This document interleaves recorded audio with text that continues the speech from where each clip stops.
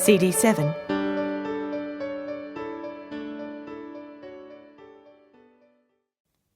Jake put the phone down, let out a deep sigh, and rubbed his hands across his face. "What's happened?" Emily said. "Is it the baby?" "Barbara's experiencing some bleeding. They've flown her to Adelaide. They've just arrived. She's being assessed." "Oh, God, poor Barbara. And David. They must be terrified. What can we do?" "I'm going to carry on as planned with the seeding. David's going to phone Bob Stanley in the morning and see if he can do a couple of night shifts. Poor fellow, you could hear how torn he was. He needs to get the crop in or else he'll lose a year's income, but he can't leave Barbara."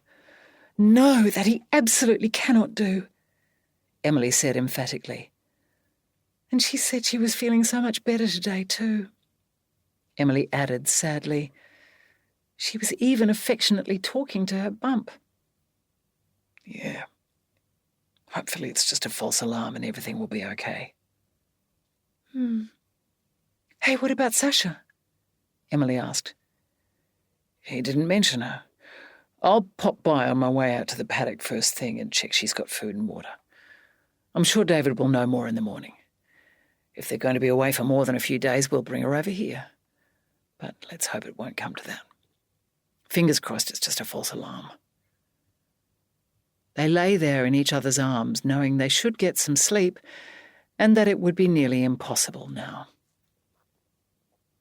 Poor Barbara, Emily thought. Why does such a kind, loving person, someone who would be the best mother in the world, have to go through this? It just isn't fair. "Come on," Jake said. "We should try to rest. They're going to be relying on us and we need to be on top of our game." Emily agreed. But she was thinking, you maybe. I'm just going to be uselessly sitting around. What can I do to help? She rolled over and Jake spooned in behind her.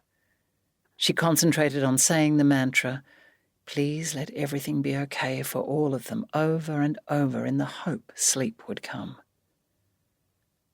Just when everything was going so well. Chapter 29. They woke with the grey of early morning peeping through the tiny gaps in the bedroom curtains. Jake gave Emily a quick peck on the lips and said good morning before getting slowly out of bed. The mood was sombre, as gloomy as the day outside. It was a far cry from 3 days ago when they'd been celebrating their engagement and Easter with Simone. Emily watched Jake get dressed, unwilling to face a day that promised to be anything but good. She felt the nausea creeping back in, so reluctantly got out of bed and began dragging her own clothes on. She didn't have time to feel unwell. She had Barbara and David to focus on. "You're very pale," Jake said as they sat down for breakfast, which yet again held little interest for Emily. "You really had better go and see a doctor." "Maybe you're right." Emily didn't really think her general heaviness and lethargy warranted a trip to the doctor, given what Barbara was going through. It was probably just a virus. But it would be good to know what was going on. "I'll go down to Hope Springs and see if I can catch up with Dad, too. And I suppose I'd better check Mum's not off booking churches," she said, smiling and rolling her eyes in an attempt to lighten the mood. Jake smiled back, clearly appreciating her efforts. But it didn't help. Nothing would until they heard all was well with their friends, though if they lost the baby. Emily tried not to think about that. She didn't know what she'd do if that happened. They just had to hope it didn't. Trust in the universe.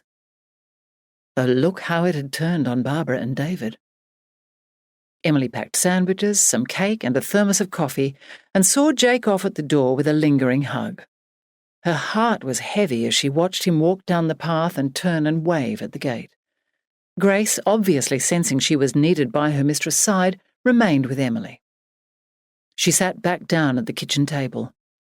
Her fingers itched to phone David, but she resisted. They would call when they knew more or needed something from them. Meanwhile, she had to give them their space. The thought of a day with nothing to do looming ahead was a little terrifying. She had to phone and order the chandelier, but as excited as she'd been about it last night, it all seemed so insignificant now. She'd said as much to Jake over the muesli she pushed back and forth in her bowl. "Life must go on, Em," he'd replied. "It's not about us. I don't think Barbara and David would want us putting our project on hold because of them." It was all right for him. He was actually doing something constructive, something to help. She just felt useless and frustrated. She watched the clock's minute hand tick painfully slowly towards 9 and then phoned the medical centre. She was in luck. There had been a cancellation, so she secured an appointment for later that morning. Then she phoned Karen, who told her the chandelier she'd seen a couple of months ago was still available. The day was looking up. As Emily drove towards Hope Springs, half an hour away from her farm, she glanced at her ring twinkling above her finger on the steering wheel. Her parents would be seeing it for the first time today if they were home. They should be excited, celebrating, cracking open champagne. But how could she even think of her happiness and future when Barbara and David's hung in limbo? She went straight to the medical centre, parked, went in, presented her Medicare card, signed the form, and took a seat between a pimply-faced teenager and an old man wheezing with emphysema. She picked a magazine from the stack and settled in, willing her nausea to subside. She'd had a wave of it so strong as she was leaving the house that she'd grabbed one of the empty fruit buckets and taken it in the car. As she opened the magazine, her ring caught her eye again. She probably should organise a notice announcing their engagement in the Chronicle before too long. She made a mental note to mention it to Jake that night. Emily smiled to herself at recalling how Gran always referred to that section in the paper as Hatch, Match and Dispatch, births, marriages and deaths. She had just become engrossed in an article about Gwyneth Paltrow and Chris Martin, conscious uncoupling, how bloody ridiculous, when she heard her name called. Already? With a slight sigh, she dumped the magazine and made her way to where a tall, straight-backed male doctor with a receding grey hairline, kind eyes, and a gentle smile stood at the open door with a file in his hand. "So, my dear, what can I do for you today?" he asked. She had no idea what his name was. Well, I'm just feeling a bit off, a bit queasy. I have been pretty busy lately, but for a few days now I've been feeling weary all the time. I seem to have gone off coffee too, but that's hardly likely to be a symptom of anything now, is it? She finished off with a flutter of her hand. "You do look a little pale," the doctor said after patiently waiting out her ramble. "Any other symptoms? Vomiting, diarrhea?" Emily shook her head. No. It doesn't come on suddenly with cramps or anything. Not like I've eaten something that's disagreed with me. I didn't overindulge in chocolate over Easter. She let out a nervous little laugh. And I haven't actually thrown up, just felt like I might, quite a bit. Right. So really, you just feel a bit off, not quite right? And for a few days now? Yes, but I actually feel perfectly fine right now, Emily said with some surprise, as she suddenly realised she did in fact feel perfectly fine. Maybe I've just been doing too much. She pulled the handbag on her lap tighter to her. "Well, you're here now. It might just be a virus, in which case you'll just have to ride it out, I'm afraid. But you could be low in iron or deficient in something else. Best I check you over and take some blood, just to be sure." He put his hands under her jaw and felt her glands. Brrr, cold hands. "Your glands aren't up, so I doubt it's glandular fever." He took a little light on a stick from his top drawer and looked in her ears, then held her tongue down with a wooden spatula and looked into her mouth. Next he inserted a thermometer in her ear for a few moments, then drew it out and read it without so much as a murmur. He wrapped the wide strap of the blood pressure cuff around her arm, pumped the rubber ball until Emily thought her arm would be crushed, undid it and released her, and then got up and went out of sight where Emily heard him fossicking about. A few moments later he came back. She tried not to look at the needle in the little bowl. She pulled up her sleeve, looked away as the needle went in, and concentrated on breathing calmly and evenly like the doctor instructed. "There, all done," he said, putting a little round sticking plaster over the hole in her vein. "I'll order a full count. The results should be here in a week." He sat back in his chair and linked his hands in his lap. He seemed to be looking her over, not just looking at her. Emily squirmed a little under his scrutiny. Is he still consulting, or am I meant to be leaving? He'll get up to show me out, right? So I sit tight until then? She frowned to herself. A few more moments passed with Emily feeling more and more awkward. His glance momentarily passed over the ring on her finger, then he smiled. "There is another possibility. Could you be pregnant?" The question hit Emily like a bolt of lightning. She felt what little blood was remaining in her face drain. She blinked at him in disbelief. She tried to speak, opened her mouth a few times, but when no words came out, closed it again. Could I? The words echoed in her head. She tried to think, but the sharp tick of the wall clock and a new gurgling sound in her ears made it impossible. "When was your last period?" the doctor continued. Emily frowned and tried desperately to rack her brain. Ages, actually. She was on the pill, but often started the next month without taking the little white sugar tablets that filled in the days of the period. Well, Slowly the fog in her mind started to clear. Now she thought about it, she had meant to get another prescription a while ago. Right around the time the whole cottage project had started to take shape. And then she'd been flat out busy. She must have clean forgotten. Oh, God. It became even clearer. She'd put her foil of pills, which she usually left out on the bathroom vanity top as a reminder, in the drawer when the guys had come to stay to do the stonework. Shit, that was around 2 months ago. Emily felt her face go bright red. I can't remember, she said quietly. I suppose I could be pregnant. Well, a blood test will tell us for sure, the doctor said, smiling kindly. We'll know next week. God, that'll be an excruciating wait. But the thought of standing at the chemist's counter with a pregnancy test kit for the world to see was even more excruciating. How was she meant to go on business as usual for a whole week? Damn living out in the sticks. She wouldn't mind betting results came back the next day in the city. Meanwhile, the doctor continued, opening another of his desk drawers, take one of these. Emily looked at the box in his hand, labelled Home Pregnancy Test, and almost leapt up and hugged him. Thank you, thank you, thank you. This way she'd find out in a few minutes and wouldn't have to suffer the embarrassment of purchasing one. Thanks very much, she said. I'm sure it can be a bit daunting to buy one of these in a small country town. Not to mention carrying a little jar of pee across the waiting room for me to test, the doctor said, smiling warmly at her. But this will do the same. Emily nodded. Come back in a week and we'll see where things stand then, he said, getting up and clearly signalling the consult was over. Emily stuffed the small, oblong box into her handbag and left the room. She walked past the desk where a few people were being attended to. She knew she should wait and book in to get her results, but found herself walking out of the building in a daze. She'd have to phone them at another time, when she felt less like a rabbit caught in headlights.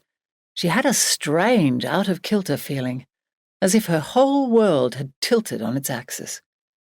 She sat in the car for a few minutes, wondering what to do next and trying to figure out if she was pleased or not pleased, or just terrified, at the prospect of being pregnant.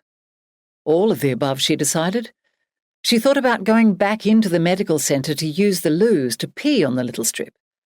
No, she'd wait until she got home. What difference would a few more hours make? Was it something she and Jake should do together, like a ceremony? She'd seen that in movies, but had always thought couples leaping about clutching a stick someone had just peed on quite disgusting. What would he want? Despite the shock, Emily decided to carry on with her original plan to visit her parents before she left town. She wasn't sure she had the necessary tolerance to deal with her mother, but she wanted to see her dad. A warm hug was just what she needed, and she really should show them the ring before everyone else saw it. Enid would have a fit if someone told her they'd seen it first. Chapter 30.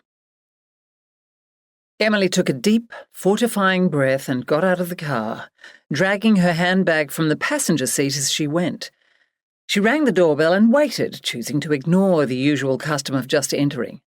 She no longer wanted her mother doing it to her and wanted to set a reasonable example at her parents' home. The door opened and Des stood there in front of her. Suddenly she felt like she was 12 again, helpless and innocent after a day of being bullied at school and needing a hug and kind word from a loving parent. She almost burst into tears. "Hi, Dad," she said, struggling to compose herself. "Em, what a wonderful surprise," Des Oliphant said, drawing her into a warm, welcoming embrace. Emily breathed in his scents: imperial leather soap, Old Spice aftershave, and wool with just the slightest hint of eucalyptus clinging to it, before pulling away. If she stayed like that too long, she might crumble. "Enid, Em's here," Des called, as he led his daughter into the open-plan kitchen dining area. "We weren't expecting you, were we?" Enid said, looking up from the sink. Her mother had pink rubber gloves on and was scrubbing the stainless steel with white cream cleanser. "No, I was just in town and thought I'd pop by for a quick visit," she said. "Oh," Enid said. Her hands stilled but remained in the sink. "What are you doing in Hope Springs that you can't do in Wattle Creek?" she inquired, eyeing Emily. "Just this and that." "Like what?" Enid persisted. She racked her brain for a plausible excuse. Seeing the doctor wouldn't cut the mustard because she didn't look sick. No sniffling nose, croaky voice, or other symptom. She looked down at her hands for inspiration and spied her diamond blinking up at her. "Isn't it enough that she's dropped in, Enid?" Des said. "Well, I'm pleased to see you, pet," he added, looking pointedly at Enid and draping a protective arm around his daughter. Enid let out a quiet harumph and resumed her scrubbing in the sink. "I thought you might like to see my engagement ring," Emily said, putting her left hand out and wiggling her fingers.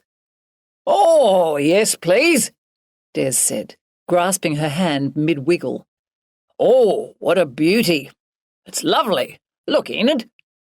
Enid made a show of leaning across, still with gloved hands in the sink, and trying not to be impressed. But Emily noticed her eyebrows lift and her eyes grow just that bit wider. "Yes, lovely," she said primly, and then turned on the tap.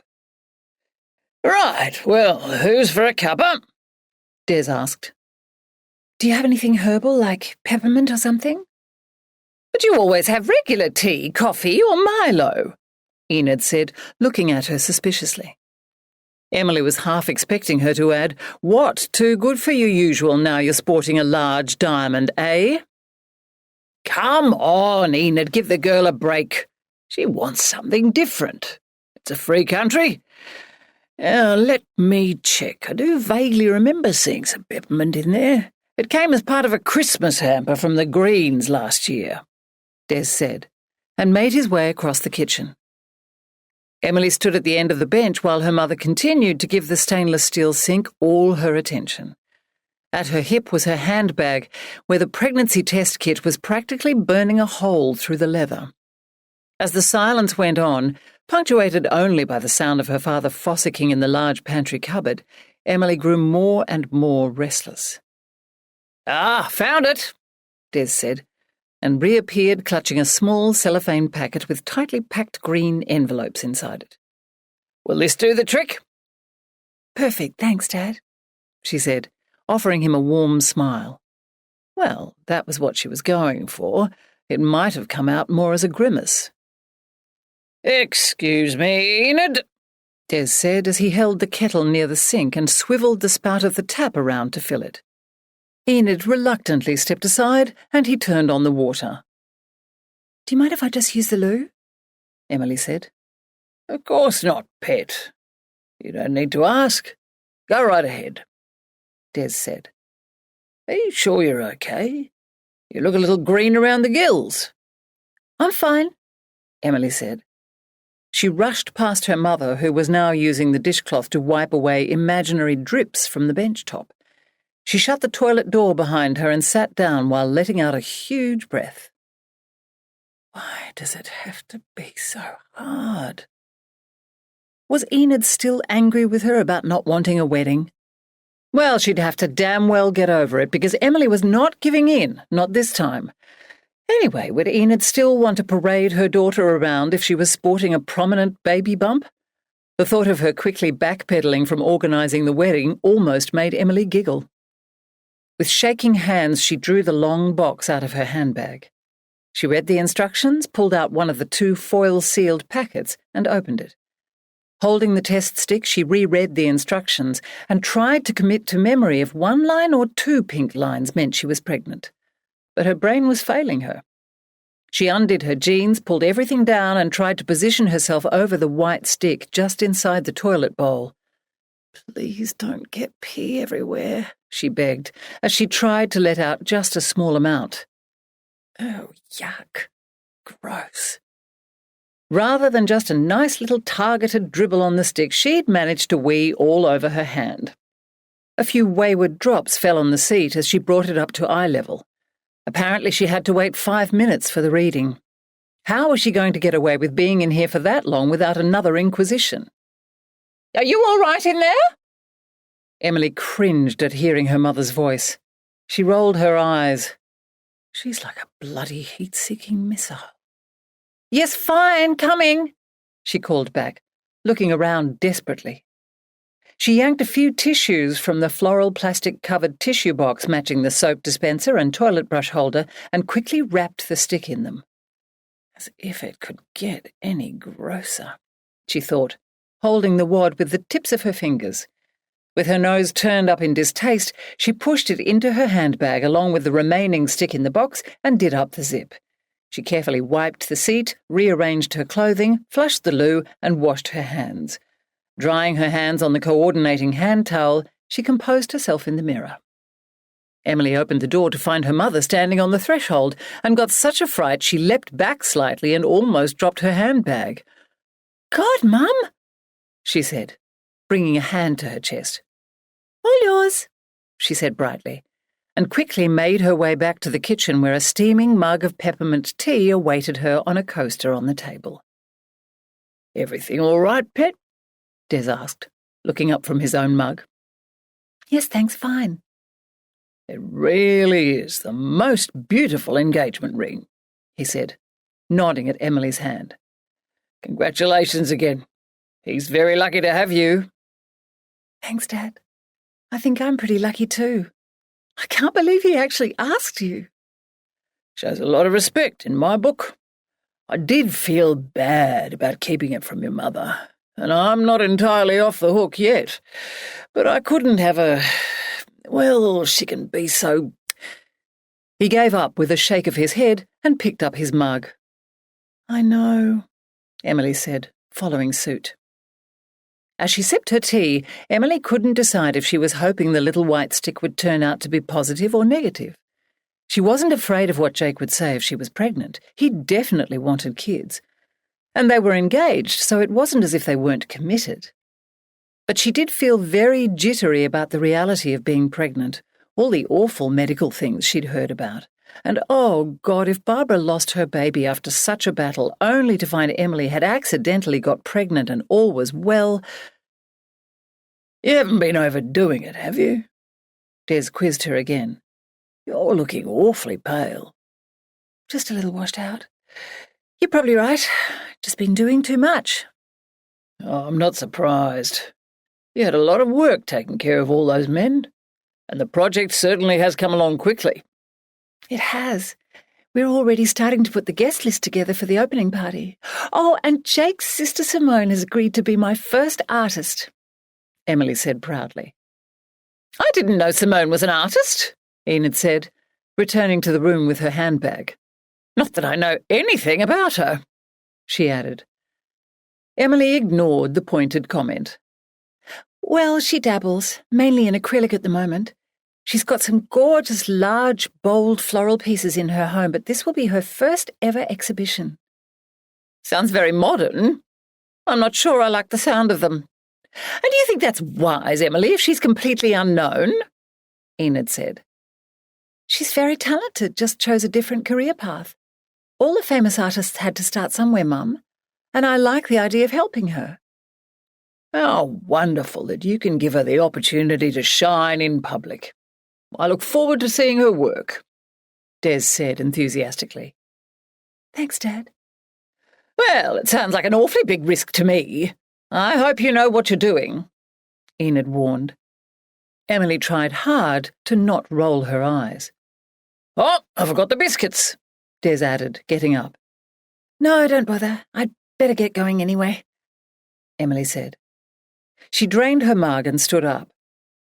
Jake started up at David's today. Emily had no idea how this was meant to explain her need to get going. It had just slipped out. She couldn't exactly say that she needed to rush off to check if she was pregnant or not. Thanks for the cuppa, she said, putting her mug in the sink. I have to head off to a Lions ladies' meeting, Enid announced, and offered Des and then Emily air kisses from about 6 inches away. Des walked Emily to the front door while Enid made her way to the door off the kitchen into the garage.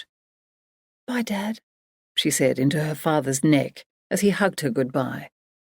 She waved to her mother backing out of the driveway as she got into her car, and then waved again to Des, who was still standing on the front step as she pulled away from the curb. Emily considered stopping in the next street to check the little white stick, but the last thing she needed was Enid or one of their neighbours pulling up alongside her and asking what she was doing. She couldn't exactly claim she was looking at a map for directions. As she drove back to the farm, she thought about going straight out to David and Barbara's to see Jake and have them see the result together. But she didn't want to distract him from his work for their dear friends in their time of need. And anyway, did the results stay on the little stick indefinitely or go away after a while? The last thing she needed was to have to squat in the middle of the paddock to use the second tester. No, she'd find out for sure and tell Jake later. Back in her own kitchen, Emily dumped her bag on the table, unzipped it, pulled out the wad of tissues, and unwrapped it. She stared at the 2 pink lines, trying to remember what that meant. She reached into her bag for the box, struggled, and then gave it a good tug. It flew from her hands and fell on the floor. She bent down to pick it up and then banged her head on the underside of the table as she stood back up. She almost laughed. The universe clearly didn't want her to know the result. Finally, she calmed down, sat back on the chair, and compared the picture on the box to the plastic tester. She looked from the box to the tester a few times to make sure, and then stared at the stick. 2 pink lines. She was pregnant. Emily wasn't sure how she felt, other than numb. At least the nausea seemed to have gone away in all the excitement. Uh-oh, spoke too soon. She put a hand to her mouth and bolted to the toilet.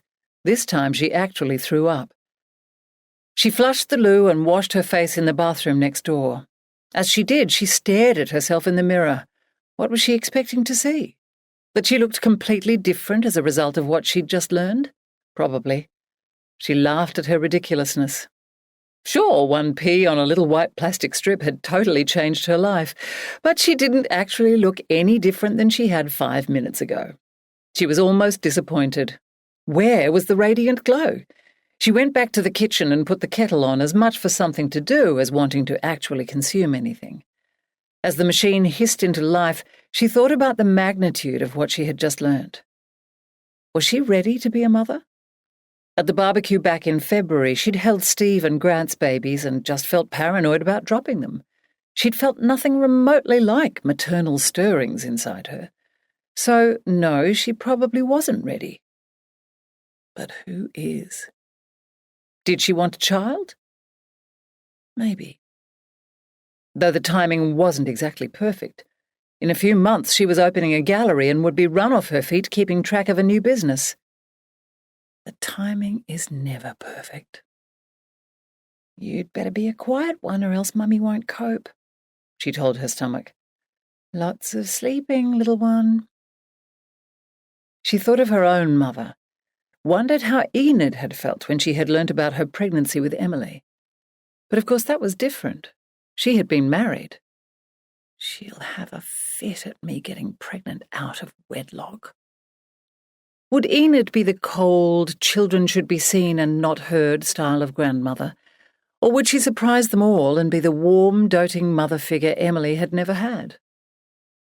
Like Gran. Oh, Gran, I wish you were here, she said, looking up towards the ceiling. What sort of mother will I be? What sort of parents will we be?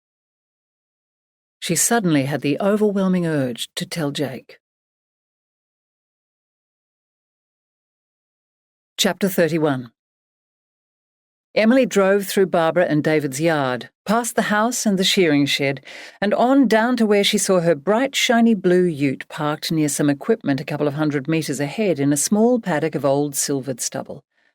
The place was eerily quiet, like a ghost town. She reached over and patted Grace beside her for comfort. For about the 100th time that day she crossed her fingers and hoped all would be well. The wait for news from Adelaide was excruciating. She could only imagine how Barbara and David must be feeling while they waited on test results and doctors' opinions.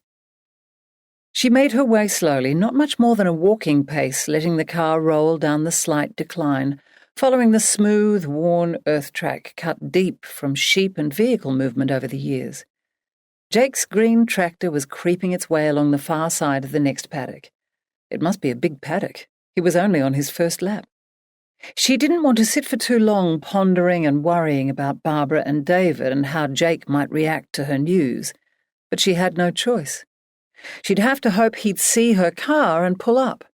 She didn't want to phone and disturb him, especially when he was on his first lap and needed to get the far edge of the wide machine as close as possible to the fence without hitting it. She wouldn't have minded letting sleeping dogs lie, another favourite saying of Gran's, but that wasn't an option either. The rational part of her knew he'd be fine. He'd said he wanted kids one day. But fear and insecurity still burbled away deep within her. People often said things they didn't mean or changed their minds when put on the spot. Hell, no one could really say how they'd feel about something as life-changing as this until it actually happened. She was terrified. Not just of Jake's reaction, but the whole thing. The 9 months, or however long there was left, of changes to her body, then the trauma at the end. And then the next 30 years raising a child and doing your best to ensure they turned out to be a well-adjusted, fully functioning contributor to society. And happy. She wouldn't care what direction the kid wanted to go in as long as he or she was happy. She would make sure they knew that that was what mattered. God, what if there was something physically or mentally wrong with him or her? The fear flared up in her again and she struggled for breath. Would she have one of those tests to see if there was anything wrong before the birth? Would she ever have the nerve to terminate? Oh God, there's so much to think about. She came to a halt beside the ute, a little way away from where she knew the tractor would need to get access to the truck to fill up. She put the handbrake on and turned off the key.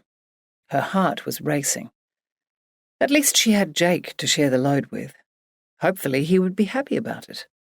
Of course he'd be happy about it. They were committed, engaged, for goodness sake. It wasn't as if they'd had a one-night stand. And he definitely wanted kids, she knew that. So what was her problem? Was this irrationality down to hormones? Perhaps all the worrying about Barbara and David was affecting her. Emily leant back against the headrest, closed her eyes, and focused on breathing slowly and deeply, and enjoying the warmth of the sun through the window. It will all work itself out for the best, she told herself. and repeated the words over and over in her head. Finally, the throaty tone of the tractor's huge diesel engine became much closer, and she opened her eyes. She watched Jake making his way along the fence line to her left. At last he was level with the gateway and lining up to start his second lap. The roar turned into a burble as he put the tractor into neutral and left it idling. Emily watched as the door on the far side opened. Jake's figure disappeared from the cab and the door closed again. She got out and began walking in his direction. And then he appeared in practically a run, new Akubra in hand and the bottom of his oilskin jacket flowing out behind him. She stopped in her tracks as she watched possibly the most handsome man she'd ever set eyes on, her man, the father of her child, coming towards her. Her heart flip-flopped and her emotions surged. Grace bounded off to greet him, the white tip of her tail bouncing up and down above her. Jake patted Grace and then moved on and swept Emily off her feet and into his arms, taking her so by surprise that she let out a little gasp. "Oh, I'm so glad to see you," he said, spinning her around. "What a lovely surprise. I wasn't expecting a visit." Then he set her down and scrutinized her features. "How are you feeling?" he asked, touching her face gently with the tips of his fingers. "Did you go and see a doctor?" Emily nodded. "Well, is everything okay, or do I need to come home and look after you?" Emily smiled softly and shook her head. "No, what? No, you're not okay, or no, I don't need to come home and look after you. What's going on?" His face became creased with worry. "I'm pregnant," Emily said quietly. "Oh, wow." His face lit up. "That's great news. Well, it is to me. Are you okay with it? I know we hadn't exactly planned it." "Guess I have to be," she said with a shrug. "But we've got a lot going on," she added with a bit of a grimace. "The timing's not exactly great." "And I'm fucking terrified." "Well, I've always thought people worried too much about the timing of these things. I don't think you'd ever find the perfect time." "So you're okay with this? Really?"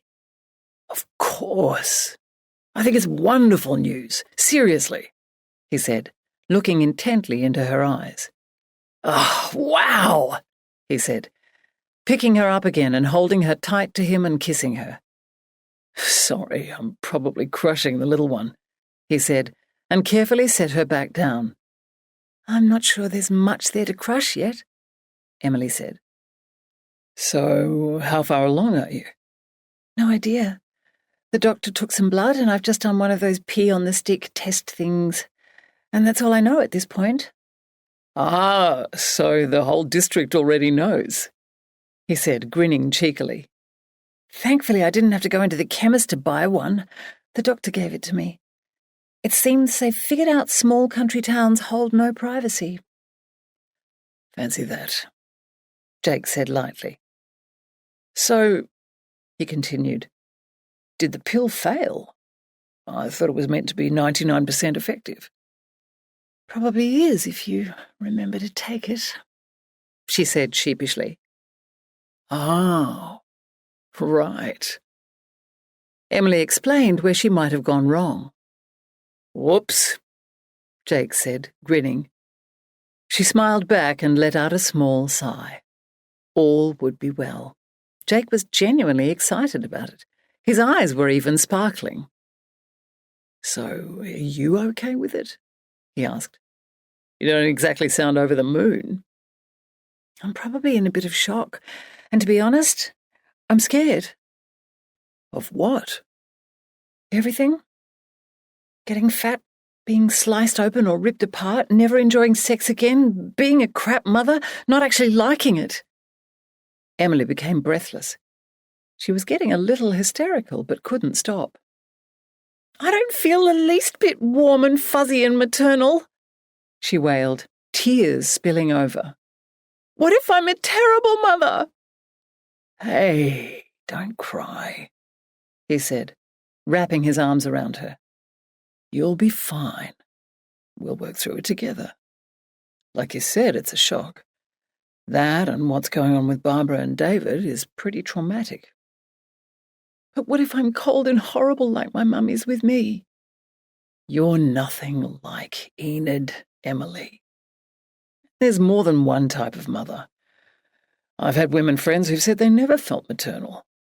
Some said they felt a rush of love when they held the baby for the first time, and others confessed to never feeling that way about their children at all, despite knowing that they would throw themselves in front of a truck to save them if they needed to.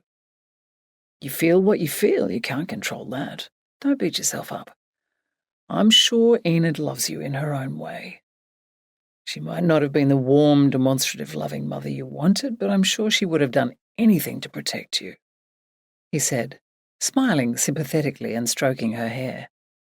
You just be you, and you'll do great. Anyway, there's plenty of time for you to get used to the idea. It's all very new. But I'm glad you felt you could be honest with me about how you're feeling, he added, looking deeply into her face. I love you, Emily. We can get through anything together if we keep talking. Just remember that. I know. Thanks, Jake. I love you too, she said, wiping her tears away. She felt much better. Gran was so right when she said that a problem shared was a problem halved. She wasn't alone. She had to remember that. So how are things going here? Well, I had to fill everything up, so I've only just started. I got a call from Bob. He'll be here tonight. I think they're going to put together a roster around their own work. All chip in a few hours here and there. It's a pity I can't drive a tractor, Emily said, glancing across at David's larger John Deere parked nearby. I'm sure you can, you just haven't tried, Jake said. Do you think you could teach me? She asked. John had never given her the chance. Well, I'd love to, but I don't know enough myself. David taught me what gear and revs to use with this tractor, but his is bigger, so I'm sure it'll be different. Anyway, hopefully they'll be back very soon with tales of a false alarm, and he'll be able to finish his own cropping, Jake added, clearly attempting to sound upbeat. So you haven't heard anything? Emily asked. She knew he would have said if he had, but she had to ask anyway. No.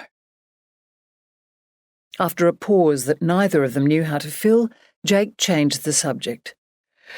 I'd better get back to it, he said with an apologetic grin.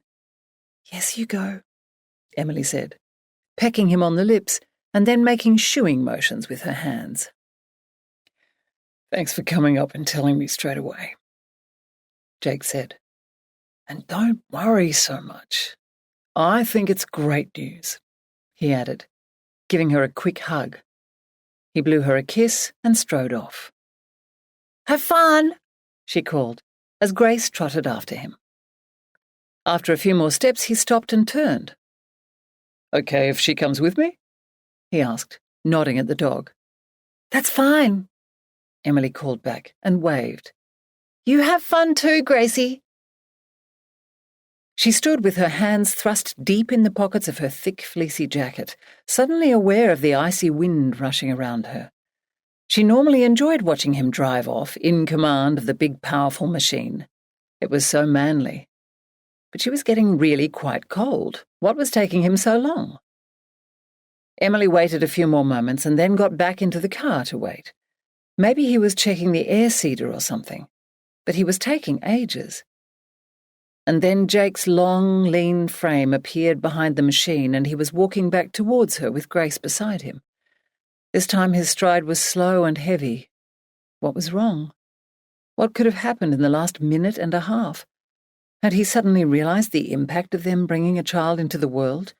Was he having second thoughts? Then she saw the mobile phone in his hand. Emily got out and went over to meet him.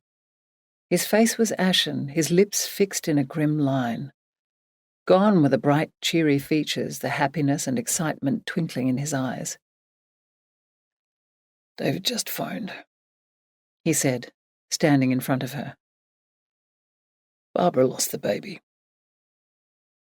Oh, no, Emily said. bringing her hands to her face.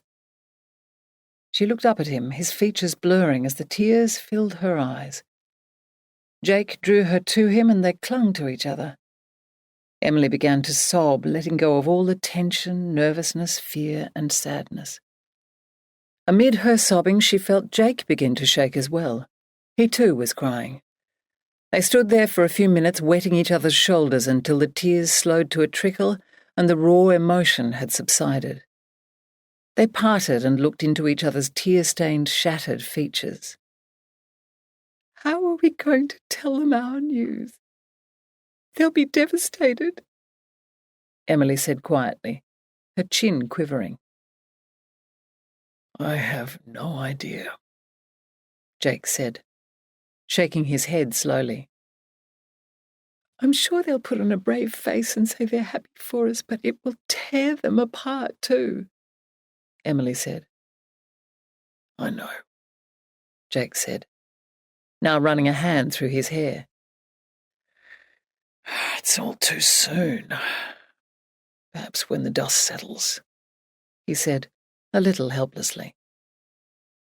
"But what if they can never? We'll be a constant reminder." "We'll just have to wait and see. Cross these bridges when we come to them, as they say." "Oh, God, what a mess," he said, rubbing his hands roughly across his face. "Did David say how long they'll be away?" "No. I think they're still in shock. They're going to need some time. I think we'd better organise people to finish the seeding. At least that'll be one less thing on their minds." "Do you think I should call?" Emily asked. "I honestly don't know." God, I wish I was there with them. "They probably just need each other right now," he said kindly. "You're right. But I feel so helpless," she said, lifting her hands up and dropping them again. "I know you do." They turned at the sound of a vehicle and saw a white ute pulling up. Bob Stanley got out and walked towards them. From the grim look on his face, it seemed he had just had a phone call from David as well. "Hey, Jake. Hey, Em," Bob said, and bent down to briefly pat Grace. "Hey, Bob," Jake said, accepting the hand Bob offered. "Hi, Bob," Emily said. "Nice to see you, though I wish it were under better circumstances," Bob added. "So you've heard?" Jake said. "Yes, David just called. Terrible," Bob said, shaking his head. "They're such good people. They don't deserve this." Emily thought she saw tears in his eyes and looked away. She didn't want to embarrass him. "Right, so I can't stay now, but I can do the night shift," Bob said, suddenly all businesslike. Better than getting all mopey, I suppose, Emily thought. "I'll do a ring around. We should be able to get enough blokes and machines to knock it off in a couple of days. I hear you've got a map of what's being planted where?" "Yep, it's in the ute," Jake said. "Great. I reckon put it in the front of the truck so if you're not here, anyone who comes in knows what the go is." "Righto, fair enough." "Well, I'd better get back. I've left my wife to do a few laps at our place. If she finishes the paddock while I'm not there, I might have a gate to replace," he said with a smile. "Hey, before you go," Jake said, "could you tell me what gears and revs to use for the other tractor? I'm a bit new at all this, and maybe Emily here could do some driving as well." "Have you driven a tractor before?" Bob asked her. No." "Don't worry, there's nothing to it. Best you steer clear of first laps, though." "I'm just about to start the second one here," Jake said. "Good, we'll put her into that one. Emily, I'll give you a quick lesson. Wait here while I just show Jake what's what with the bigger beast." He and Jake left with Grace trotting alongside them. Emily waited, gradually becoming more and more nervous. She was glad she always carried water in the car. She might be out here for a while. She had her bottle in her hand when Bob came back a few minutes later. Righto, come on, time for tractor driving 101. Thanks so much for this, Bob, Emily said, as she hurried to keep up with his long stride. Sorry you have to do this and get held up, she added a little breathlessly. No worries. It'll be good to get a second tractor going right away anyway. Makes me feel better about not dropping everything over my way. I've only got a few hundred acres left. I figured it's best to just finish and then be free to help David, he added. Driving a tractor turned out to be quite similar to driving a manual car, though you didn't start in first and there were 2 gear levers to worry about rather than 1. Once he got going and managed to get to the right revs, revolutions per minute rather than kilometres per hour, it got even easier. Bob explained that it was important to keep the revs at a constant speed so the seeds went in the ground evenly. The main concern for Emily was making sure the far tine of the huge machine behind her lined up neatly with the edge of the previous lap. There were a few wobbles to start with while she figured out how sensitive the power steering was. Very. Try and straighten it up next lap, Bob said. Otherwise, when the crop comes up, the lines will be wonky for the whole district to see, and possibly the world, thanks to Google Earth. How embarrassing. Don't worry about it too much. David will be grateful enough for the help not to be concerned about a few gaps or extra thick patches here and there. In addition to keeping everything straight and at the right even speed, she also had to continually keep turning her head to check on the gauges showing the levels of the seed and fertilizer in the machine trundling along behind. It was easy enough to drive, but there was so much else to keep an eye on. Thank goodness it wasn't one of the totally computerized systems. That would probably do her head in. She tried to ignore Jake making his way around ahead of them and concentrate on what she was doing. Bob was a good teacher, calm and patient. He stayed for the whole of her first lap, which took over an hour. Finally, they got back level with where everything was parked. Right, you'll be fine from here, Bob said. You did well for a first-timer. John was a fool not to utilise your skills, stupid idiot, he muttered, shaking his head. With that, he leapt out, shut the door behind him, bounded down the steps, gave her a smile and a wave, and ran over to his ute. Let's hope I can do all this on my own. Emily successfully got the vehicle back in motion and gave herself a little mental fist pump of achievement before focusing on the speed and direction. Bob had turned off the radio the moment they'd started their lesson.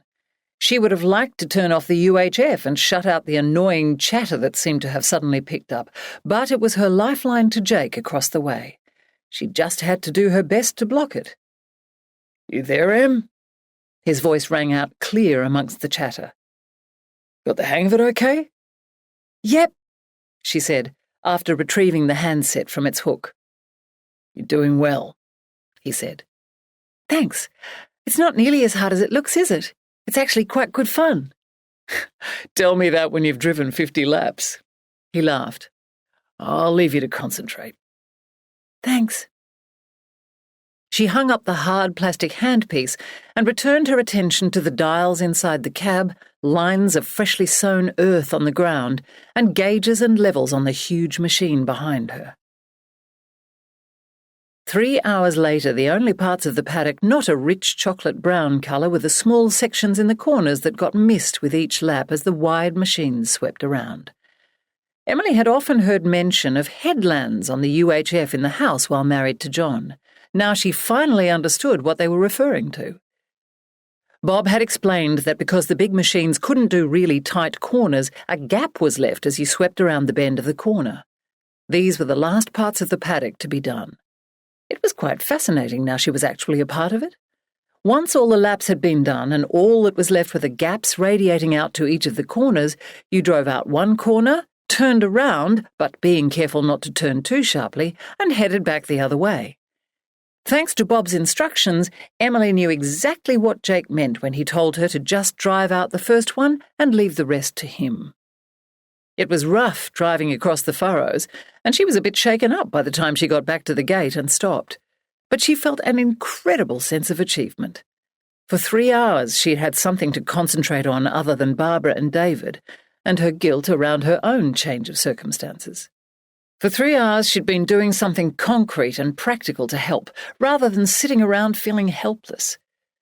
She sat with the tractor idling while she waited for Jake to complete the other headlands and pull up behind her.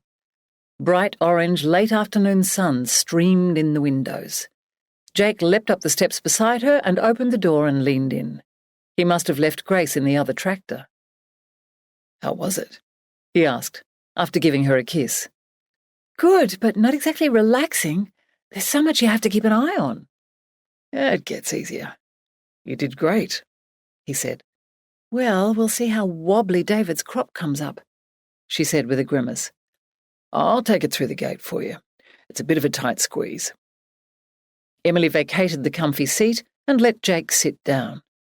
She remained standing beside him and watched, fascinated, as he manoeuvred the machine through the gateway that seemed barely wide enough. He parked the tractor in the paddock beside the truck and left it idling. Emily got out and waited beside her car and watched while Jake walked back and brought the second tractor through the gateway. Then he got out and lifted Grace down. She called the dog to her so she'd be safely out of the way, and then watched as Jake filled the hoppers. She was cold, but wanted to continue being a part of it all. Jake had filled the first machine, moved it out of the way, brought the second in, and was almost finished filling the last pair of hoppers when he turned his head towards something in the distance. "Looks like the cavalry has arrived," he shouted above the pop-pop of the little petrol motor running beside them and the drone of the idling tractor. Emily looked over, had to shade her eyes from a sudden burst of sunshine, and saw a convoy of tractors, trucks, and utes coming up over the rise towards them. Her heart surged. She'd seen her district band together in times of need before, but it never ceased to choke her up. Even seeing vision on the TV of another community far away doing the same flooded her with emotion. You didn't need to be a born and bred farmer to appreciate genuine mateship and camaraderie. She'd heard of farmers banding together to harvest crops for a mate who had been struck down by illness or for his wife and family upon his death, but Emily had never actually been a part of it before. If she wasn't so awestruck and there weren't people about to see her, she'd have retreated to the car for a weep. Instead, she swallowed hard and pulled herself together. Soon there was a small group of men and a lad of about 15 standing around introducing themselves and shaking hands with Jake. Emily smiled and nodded at Grant and Steve and raised her hand in greeting. They were the only two in the group she recognised. Their presence made her feel a little less self-conscious about being the only woman. She watched as Jake unrolled David's map on the bonnet of the nearest ute and gestured at the paddock, telling them it was the one that they'd just sowed and then indicating where it was on the map. Heads nodded, voices mumbled.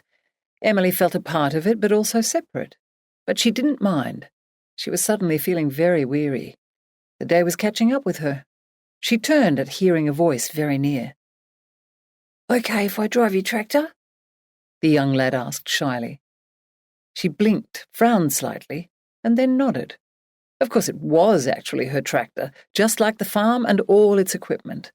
The probate notification had arrived in the mail a few weeks ago. "Thanks, that'd be great," she said, offering the lad a warm smile. She didn't need to ask if he knew how. Around here, kids were driving from as young as 8 years of age, often propped up on cushions they had to get down off in order to stomp on the brakes and clutch. Thankfully, with tractors, the throttle was hand-operated, and so once he got going, you didn't need to be able to reach the floor until you wanted to stop. Emily had had to slide off the seat slightly to reach the pedals, but then they hadn't taken the time to adjust the seat for her shorter legs. It wasn't as necessary as when driving a car. The lad moved away and Emily made her way around the group to Jake. "I'm going to head off," she said. "I'll take Grace with me." "Righto. Thanks for your help. You saved us a heap of time," Jake said, smiling warmly at her. Emily smiled back, pleased with her accomplishment. "Thanks." "Good idea to take Grace. It's getting too busy and dangerous, especially with the sun going down. Can you pick up Sasha on your way past the house? We should take her home with us." Emily gave him a quick hug and kiss, feeling a little ill at ease at being watched by so many who knew she'd so recently been John Stratton's wife. "Come on, Gracie, let's go see your mum," she said, as she turned the car around. Chapter 32. Emily stopped the car outside the shearing shed where she knew Sasha liked to snooze the day away. Her heart ached when she thought about how quiet the place was. There wasn't even a squawking or chirping bird to be heard. Grace raced ahead and disappeared through the gap where the door was always left ajar for Sasha. Emily looked through the small opening and blinked while her eyes adjusted to the darkness. She spied Grace's white tip. "Come on, Sasha girl," she called. "You're going on a little holiday." Grace trotted past her and back into the daylight. And then Emily felt a gentle nudge to her leg. Sasha was looking up at her and waving her tail slowly back and forth. Seeing how forlorn the dog looked, Emily had to swallow hard to stop herself from giving into tears. Though really, she told herself, Sasha didn't look any sadder than usual. She was a quiet, pensive-looking creature at the best of times. Did she have any idea of the drama going on within her family? She'd been fed, which was probably all that mattered to her. She wasn't a pampered house dog like Grace. Barbara and David came and went from the place quite a bit. Nothing was really out of order for her yet. Emily drove home with Sasha and Grace, thinking about where she'd put the older dog. Sasha wasn't used to living inside. She could put her in the outdoor laundry, but then she might whine at the door, wanting to be with her daughter. And if she left Grace out there, the spoilt younger dog was sure to demand to be let in as soon as it got chilly. In the end, she decided to set up another bed in the kitchen and just keep her fingers crossed that Sasha was smart enough to ask when she needed to go outside. David might be a little annoyed at her turning Sasha into a softie, but that was just too bad. She was playing Auntie Em and could spoil her if she wanted to. At home, Grace was ecstatic about having canine company. She trotted around after Emily while she gathered extra bedding and bowls, pausing to give Sasha a smooch every time she passed her. The older dog stood in the one spot, patiently looking on, seeming to take it all in. When everything was set up, she lay on her bed as instructed. Emily sat at the table and looked at both dogs. Their demeanours were so different. Grace was curled up, snoozing contentedly. But Sasha crouched with her head on her paws, her eyes following Emily's every move. Her heart lurched again as she looked at the sad expression. She looked away and tried to blink back the forming tears, but they kept on coming. She folded her arms on the table, laid her head on them, and let the tears flow. She felt so sad for Barbara and David, and so helpless and so bloody guilty. How cruel of fate to do this just when everything was going so well. It wasn't fair. Finally, the tears stopped, and she pulled a wad of tissues from her sleeve, mopped her face, and then blew her nose.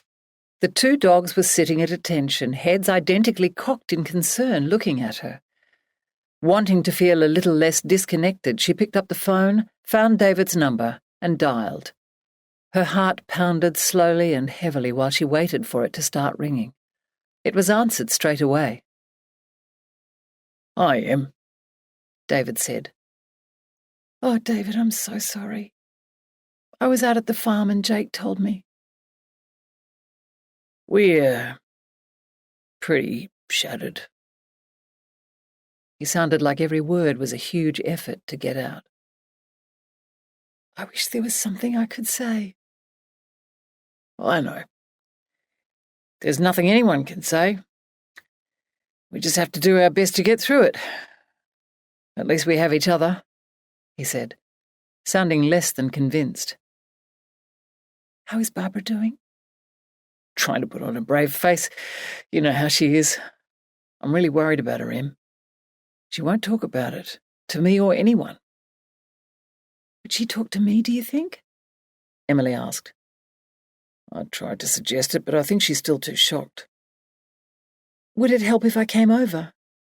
Emily asked. At the same time, she looked down at the dogs and wondered who would look after them if she went away.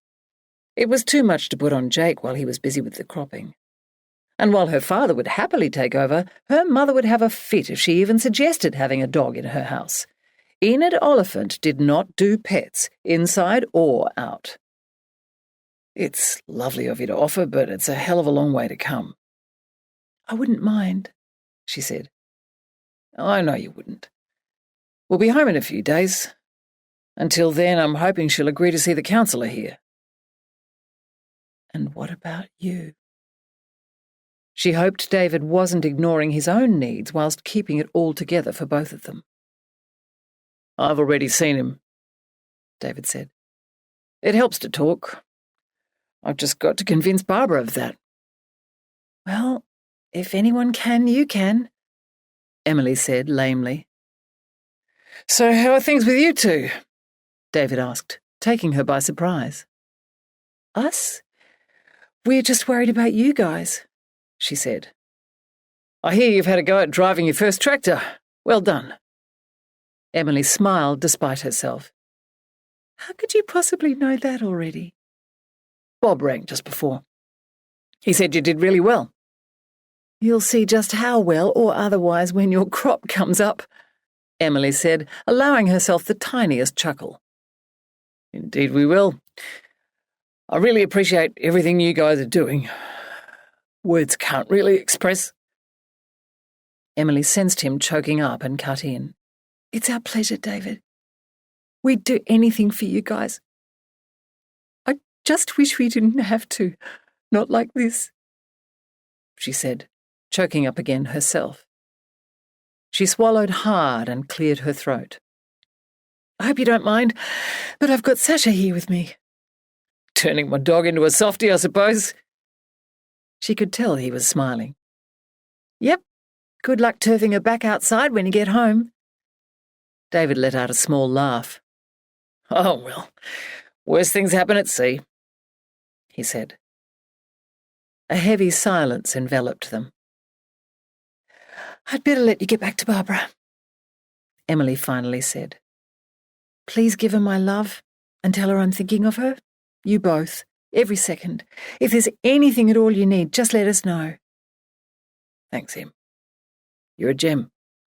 And thanks for the call. You just take good care. Hopefully we'll see you soon. Okay. Bye then. Emily hung up, relieved to have the call over with. If only she could have been there to wrap her arms around them instead. No words would have been needed. Right, she said to the dogs. We've got some cooking to do, and went to her freezer to look for inspiration. What's all this? Jake asked later that night when he finally walked in looking dirty, worn and dishevelled. Shouldn't you be resting in your condition, oh mother of my child-to-be? He said, grinning and sweeping her to him. I'm fine. Need to keep busy. It's for Barbara and David. Spaghetti bolognese, beef stroganoff, lamb casserole and chicken cacciatore, Emily said, pointing. I spoke to David. I'm not sure when they'll be home, maybe in a few days, but when they do, I don't want them to worry about cooking for a while. Good idea, he said, nuzzling her neck. Ah, hello, you, he said, spying Sasha on the floor looking up at him. I hope David's not going to object to you being spoilt. He's fine with it. I told him. I couldn't leave her out in the cold in a strange place. How was he? Holding up remarkably well, I'd say, though it's hard to tell. So what do you fancy for tea? Emily asked. Take your pick. Oh, beef stroganoff, please. I haven't had it for years. Good. Well, you go and have a shower, and then you can tell me all about the last couple of hours. Okay. You're the best, Em, he said, kissing her on the top of the head. Have I told you that lately? Yep, but feel free to repeat yourself, she said, grinning at him.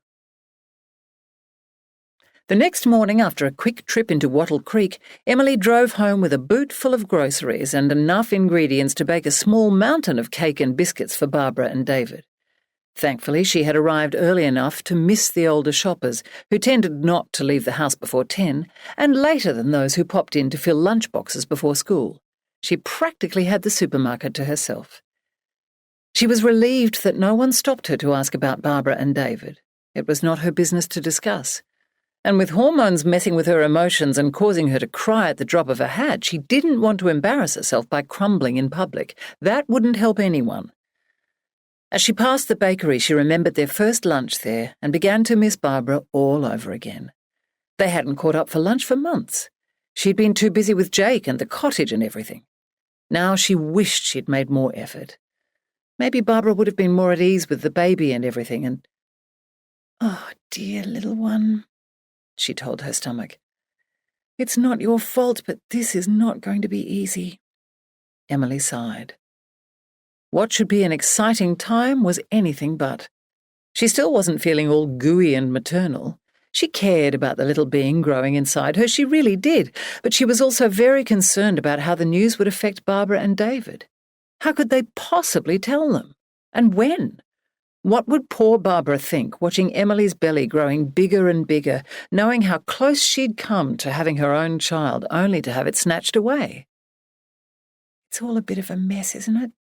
she said, stroking her belly as she drove. Emily was usually happy when she was on a baking mission and could block out most other things.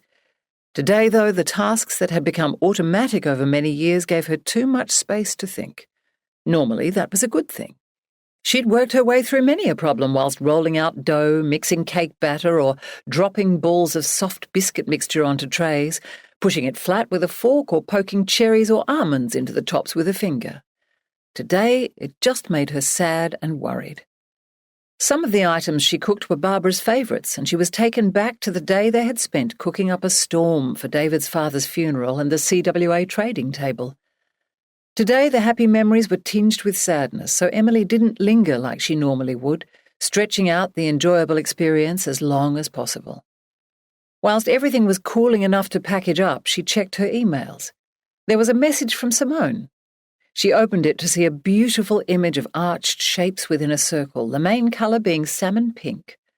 Was it architectural or a design from somewhere else? It looked familiar, but she couldn't quite place it.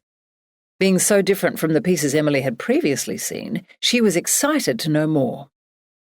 From Simone Lonergan. Subject, busy artist at work. To Emily Oliphant. CC, Jake Lonergan. "Hi, Emily and Jake. Thanks so much again for your wonderful hospitality. I would have loved to have stayed longer. Oh, well, no rest for the wicked, as they say. I've been painting like a demon at any moment I can get, and totally loving it. Thanks so much again for the kickstart. Here's a pic of a small piece I did last night. Working title is Gothic Sunset, hence the pink tones. It's the window at the top of the gorgeous Gothic ANZ Bank on Collins and Queen. Yes, inspiration taken from Jake's lovely photo. It's been raining cats and dogs here since I got back, so I haven't been able to get out with my camera. But hopefully I will soon. I want to have a good variety for you to choose from for the exhibition. Hope you guys are well. Please send my best to Barbara and David. I did so love meeting them. Lots of love. Simone. Kiss, kiss." Emily felt a new wave of sadness. Jake would have to phone and tell her about Barbara. She forced her attention back to the more positive, Simone's lovely art and the pace she was working at. If Simone could continue to work so quickly, an opening in the not-too-distant future wouldn't be a problem. It was looking likely that it would be in winter. When she and Jake had discussed it the other night, she'd said she thought people ought to be given at least 6 weeks' notice. That was the etiquette with wedding invites, anyway. Jake thought they could get away with a month, and they'd struck a compromise where he would email an advance notice of a general time period to those he wanted to come from Melbourne. He'd do that in the next few days when he finished tractor driving. Emily wrote a quick reply. From Emily Oliphant. Subject, busy artist at work. To Simone Lonergan, CC, Jake Lonergan. "Hi, Simone. It really was wonderful having you stay. We wish you could have stayed longer too. But wow, you're really burning the midnight oil. I hope not literally. Smiley face. I love the image. It's gorgeous. I'm looking forward to seeing what else you come up with. Jake's off on the tractor up at David's property and I've been cooking up a storm, just because. Better run and rescue a batch of biscuits before they burn. Happy painting. Lots of love. Emily. Kiss, kiss." She reread her message before sending and cringed at her few white lies. They were small enough not to matter, weren't they? She couldn't tell Simone via email what was really going on. She pressed send. As she turned off the computer, she wondered if the image would be suitable for the invitations. She was keen to get them finalised and off to a printer. There were quite a few fiddly things left to get done. Jake was looking after most of them, but they were still on her mind. She remained undecided about the sign having an actual button jar on it. Were they running the risk of looking too quaint and unsophisticated?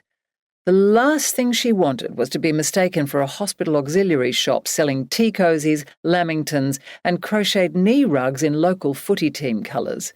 Not that there was anything wrong with that, it just wasn't what she had in mind for her business.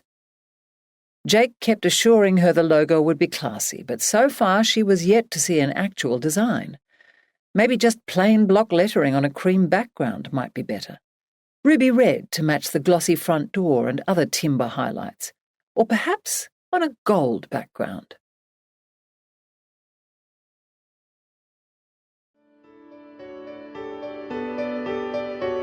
This is the end of CD 7.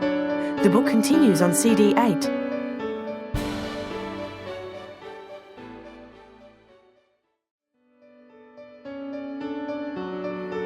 CD 8.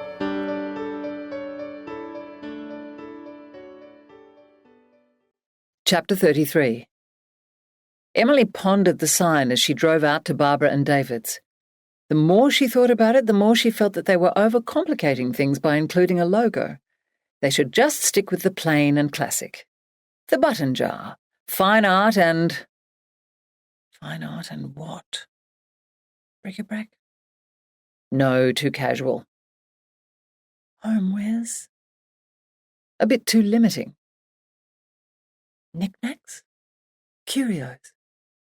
No, to Emily these words suggested wares of an ordinary nature and diminished the term fine art. And it was definitely fine art she would be selling, as opposed to decorative art, the stuff brought in by the container load from China. Sure, she'd be selling the odd jar of jam, but the focus was to be art. If only she could think of the right word for an eclectic mix of good quality stuff. Was there one? Until then, it would simply be the Button Jar Fine Art Gallery. Or, even better, Gallery of Fine Art. She pictured it in her mind. The more she thought about it, the more adamant she was. That was the tone she wanted to set.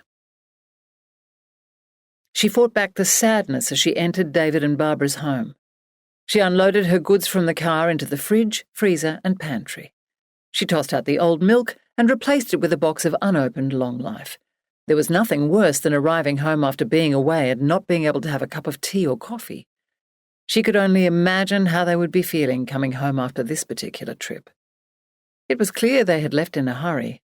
The place was tidy enough, but on the table were 2 mugs and a chopping board with a knife lying across it, and a few scraps of pear core and stalks. Barbara never left anything on the table. It was always cleared and wiped off immediately after every meal. Emily did the few dishes and tidied up. She hesitated at their bedroom where a dirty clothes hamper was overflowing. Would it be overstepping the bounds to do her friend's laundry? She tried to reverse the situation in her mind. How would she feel in the same position? While it might be nice to have the simple act of washing to distract from other things, it also might be nice not to worry about running out of clean clothes. She grabbed the hamper and took it to the laundry. Thankfully, it turned out not to be as full as it first appeared. While the load was whizzing around in the front loader, Emily pondered changing the sheets. She loved fresh sheets and would change her own every day if it wasn't a hideous waste of water and electricity. But some people might actually like coming home to familiar smells, especially after an ordeal. In the end, she decided to leave the neatly made bed as it was. There were plenty of clean sheets in the linen press if needed. She waited and hung out the clothes on the outside line, thanking the sun for being out and shining brightly, and the brisk breeze for blowing. While she was waiting for them to dry, she decided to check on the progress of seeding. From the veranda, all she could see were acres and acres of rich, brown-turned land. The work must be happening out over the next rise. She called the dogs who were snuffling about nearby, and they piled into the car. Sure enough, a few kilometres further into the farm, Emily came over the second rise from the house and discovered a mass of activity. She let the car roll to a halt and stared in awe. As far as she could see in every direction, tractors in all sizes and colours were trundling around paddocks. She counted them, 4 paddocks, 5 tractors in each. 20 tractors. She tried to pick out which one Jake might be in, but couldn't. There were a few green John Deeres, and they all looked pretty much the same. She continued over to what looked like the nerve centre.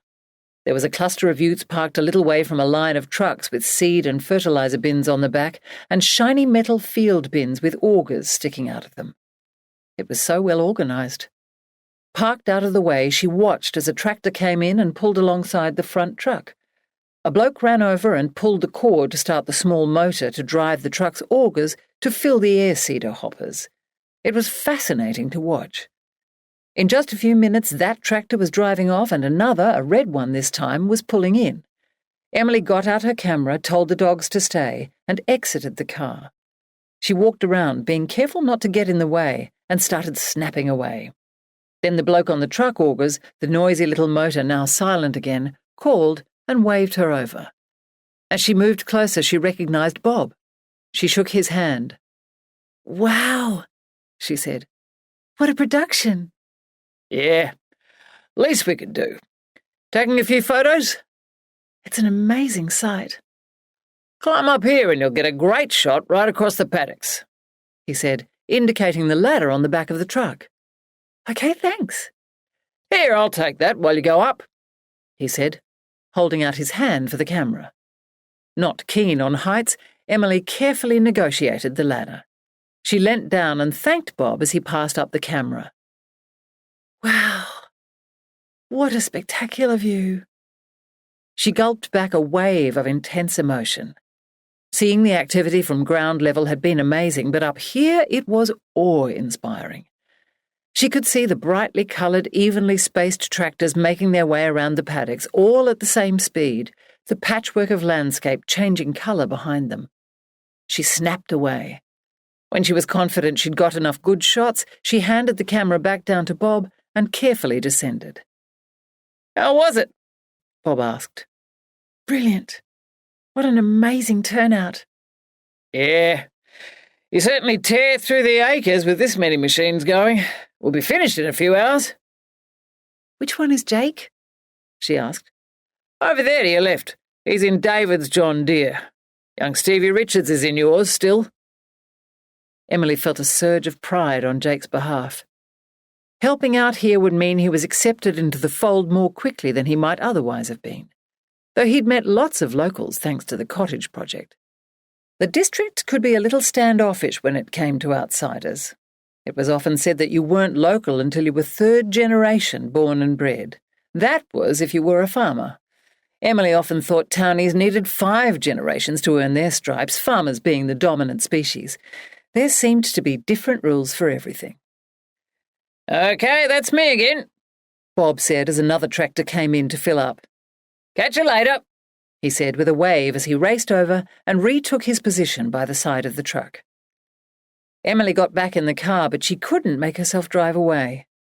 Watching this, being part of it, was so special.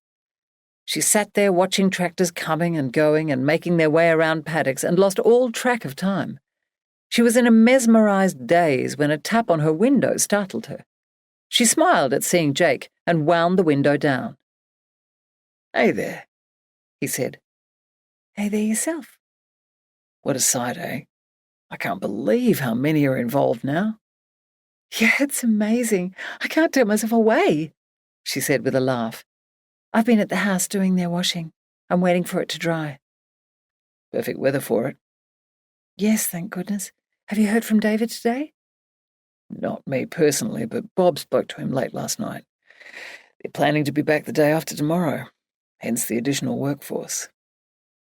"Do you think we might be able to go up to Whyalla tomorrow?"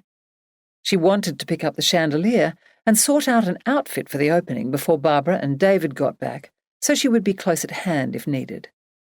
"I suppose I can go on my own if I have to," Emily ventured. Funny you should ask. I've finished here now, and I actually just got a call from Tom Green. He wants to do a final sign-off on the Civic Centre. I was waiting to ask you if tomorrow would suit. "Great," Emily said, feeling relieved. She didn't want to be distracted when she saw Barbara and David. Thank goodness she wasn't needed on site at the cottage. Jake was constantly in contact with the trades and regularly assured her he had it all in hand. The windows and doors were going in today, or was it yesterday? After the plumbing and electrics had been done, the gyprockers would get to work and then the tilers. She was happy to leave it in his capable hands and see it when it had come together. I'm going to head off, she said. The washing should be dry now. Oh, did you see the email from Simone, the one with the image of her painting? Yes, it looks great, though a little small on the phone's screen. Do you think it would work for the invitations? I'd really like to get them started. Oh, I don't see why not, he said. And I've also been thinking about the sign and the general branding, she added. Me too. I'm thinking perhaps leave the button jar image off, if that's okay with you. Perhaps just have classic stylish lettering, but we can discuss it later. Great minds think alike, I totally agree. I think using the jar might make us seem a bit quaint. I want to be taken seriously. And you will be, he said, leaning in and giving her a kiss. We'll look at fonts later. Oh, I've got a few ideas. Great. Thanks. See you later. Emily drove off feeling buoyed. Things were good as long as she didn't let her mind dwell on Barbara and David's grief. For a few moments she'd even managed to forget her own pregnancy. Thinking about it now made her quiver with nervousness. One thing at a time, she told herself. Washing in and folded, ironing done, and then home. As soon as Jake got back that afternoon, he retreated to his office. When he emerged a few hours later for dinner, he had lots to share. He'd been speaking with Simone and had got her to agree to a deadline for the paintings. Allowing a week for unforeseen circumstances, we can have the opening on June 25th, Jake said. Lucky we decided to put gas log fires in. We might need them. Is it fair to put that sort of pressure on her? Emily asked. I didn't think creative people worked like that. No idea, but she agreed. I'm sure if she had a problem, she would have said so. I suppose. Jake went on to say his graphic designer contact had agreed with keeping their branding simple and had suggested a font. God, that was quick, Emily said. Perhaps we'll have 6 weeks for the invitations after all. I phoned him with the brief as soon as you left. It was a piece of cake. Jake laid a sheet of paper printed in the perfect cranberry colour on the table. It was plain and classic. It looks good, she said. But her voice must have betrayed her mood because Jake looked up sharply. I'm not taking over too much, am I? Emily couldn't lie. But she couldn't tell him the truth. She nibbled the inside of her cheek, unable to quite look at him. I am. I've overstepped the mark, haven't I?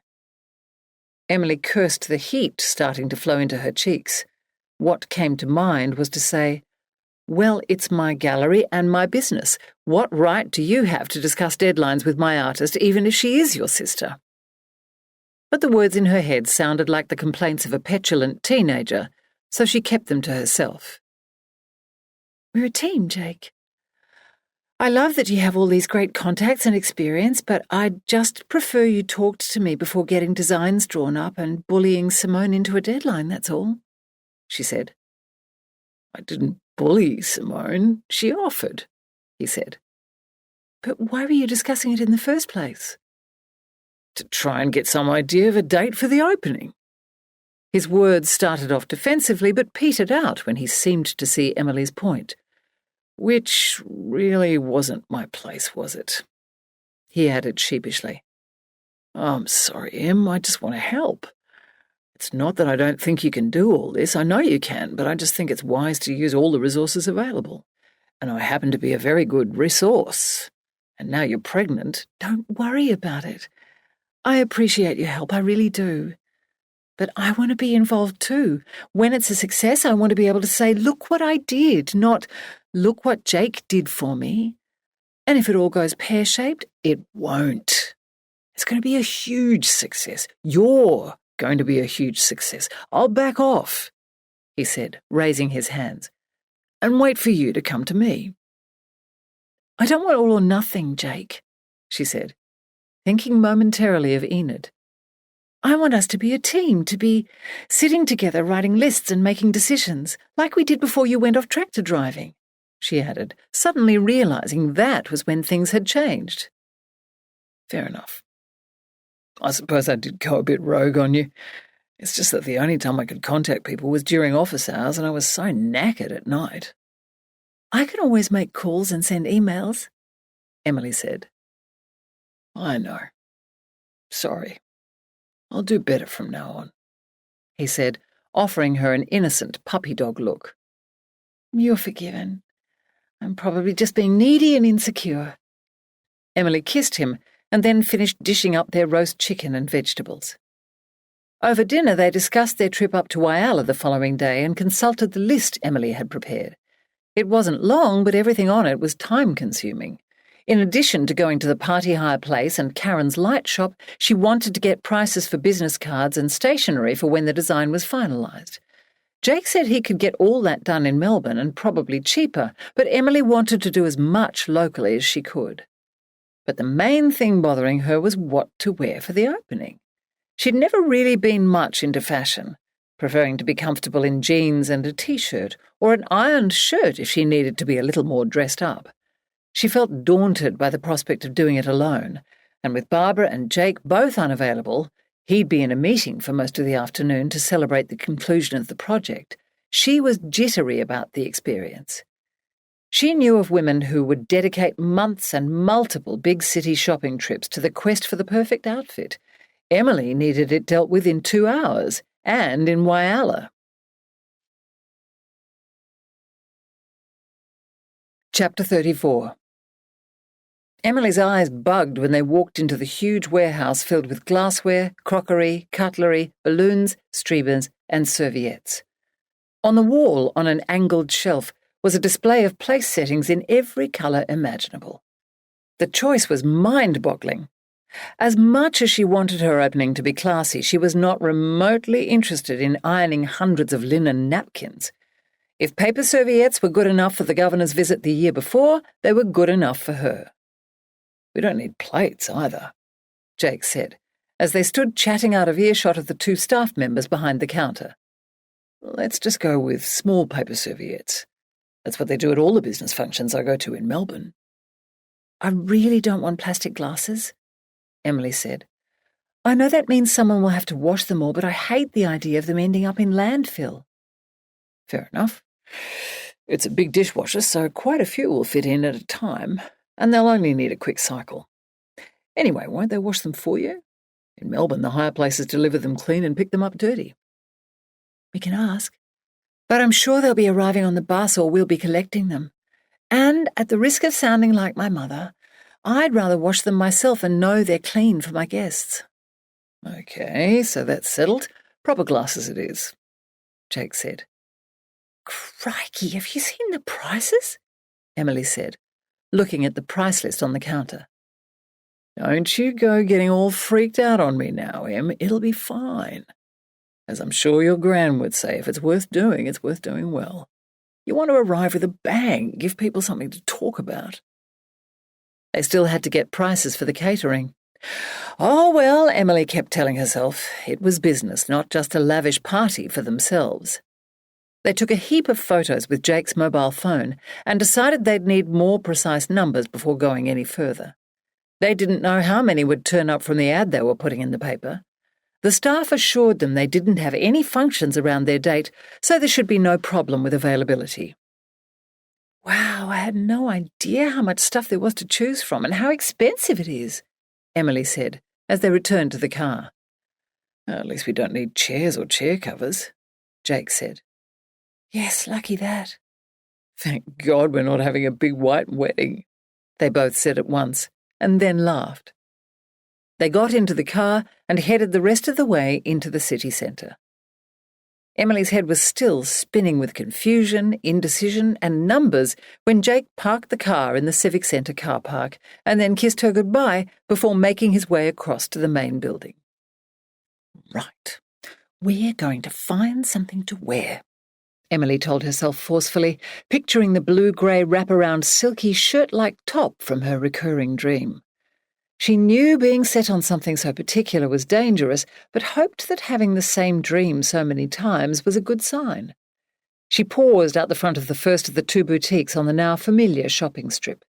The display was a sea of colour and seemed quite casual. She hoped they had a more formal section inside. Fingers crossed, she thought, taking a deep breath and pushing open the door. "Hello," the young lass behind the counter called brightly. "Hi," Emily called back. She was friendly but couldn't quite muster the same level of enthusiasm. "Is there something I can help you with?" "I hope so. I'm looking for quite a specific outfit for a semi-formal evening function." She went on to describe it. "Oh, that is specific. I can't remember seeing anything quite like that. And the colours we have right now are still a little summery, lighter. When is it for?" "Winter, end of June." "You might be better off waiting a couple of weeks until the winter stock is fully in. But let's have a look.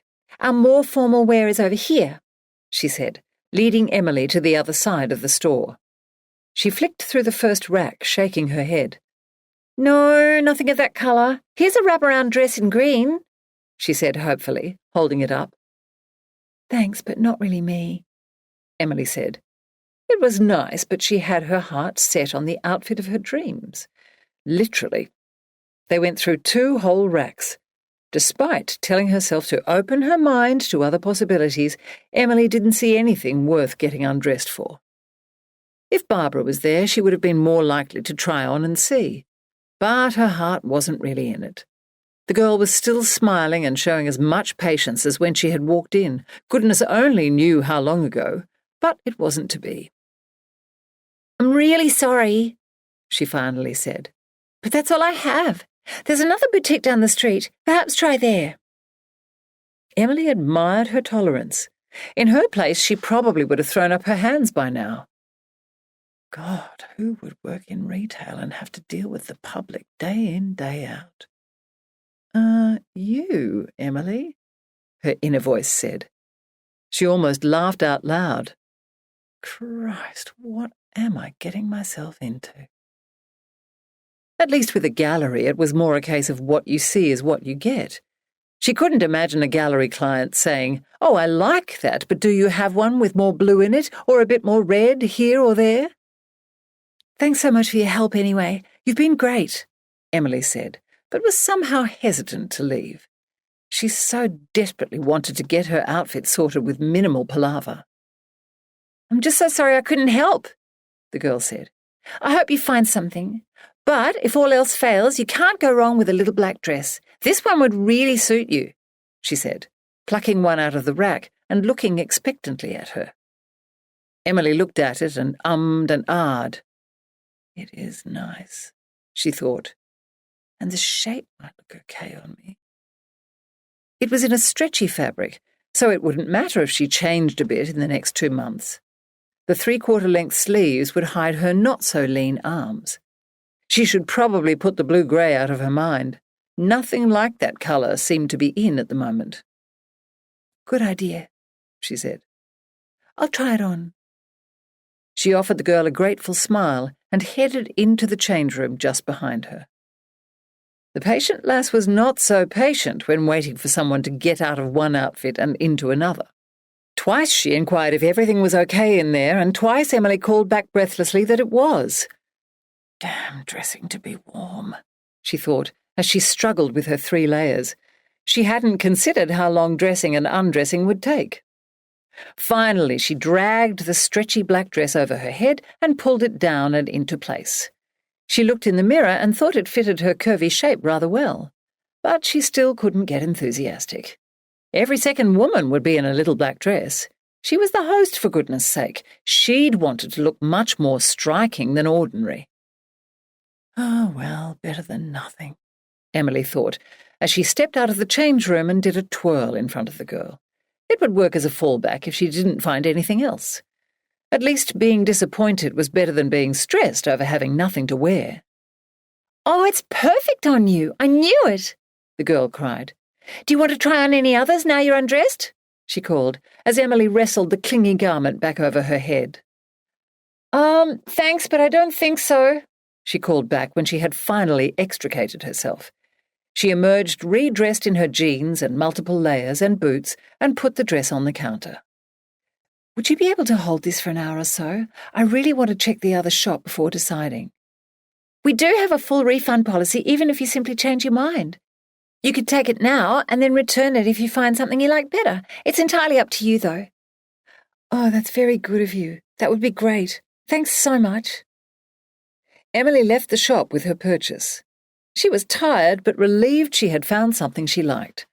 Her legs were heavy as she moved down the street to the second boutique. She paused in front of the window display, which suggested the shop was targeting an older clientele. And again, none of the colours looked anything like what she was looking for. But she was there now, so she pushed the heavy glass door open and walked in. "Good morning," called a short, rotund, slightly past middle-aged woman with perfectly coiffed grey-rinsed hair. "Hello," Emily replied, as the door closed behind her with a thud. The atmosphere in here was totally different to the previous shop, not nearly as warm and friendly.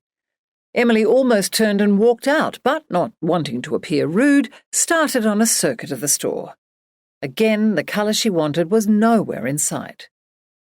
"Is there a special occasion you're shopping for?" the lady asked. "Yes, a cocktail party for a new gallery that's opening." "Now where's that, then?" "Sorry? Oh, down near Wattle Creek," Emily said, taken by surprise at the woman's inquisitiveness. "Oh, I haven't caught up with that yet. I do hope I get an invitation. I know a few people down that way." Emily remembered the conversation she'd had with Jake about spreading the word as far and as wide as possible. "The opening is the 25th of June, she said. "It's called the Button Jar. I'll send you an invite if you like." "That would be wonderful. My name's Mavis," the woman said, holding out her hand, which Emily accepted. "Thank you. I'll look forward to it. Now let's find you a wonderful outfit.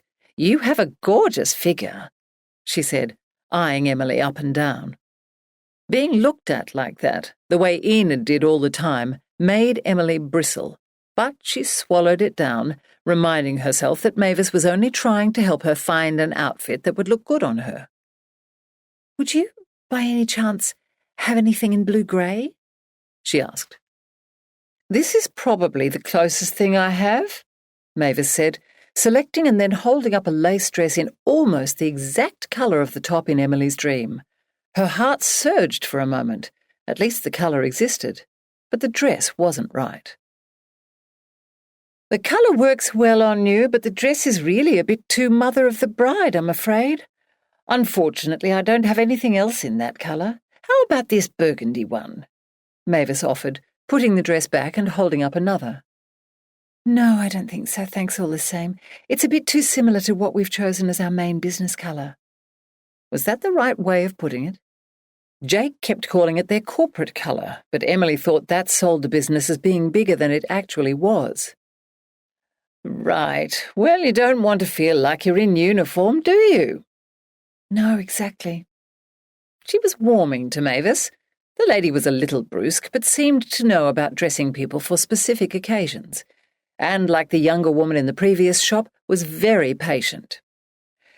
"You know, you can never go wrong with black. Always classy and always appropriate," Mavis offered, holding up a sleeveless dress. "I actually just bought a black dress up the street," Emily offered with a grimace, indicating the bag in her hand. "As a fallback." "Can I see?" How awkward is this? She couldn't exactly refuse to show her. "Okay." She drew the dress out and held it up. "Perfect choice. I bet the nipped-in waist looks great on you. And the longer sleeve will keep you warm if it's a cold night." Emily sighed with relief. "Thanks so much for saying so. I really wanted something in blue-grey because I know it's silly, but I saw it in a dream." "That's not silly at all. Dreams are interesting things. I'm just sorry I don't have your dream outfit for you. New stock comes in regularly, so pop in if you're up again before the event. I will. Thanks so much for your help anyway. I better get going, she said, stuffing the dress back into the brightly coloured carry bag.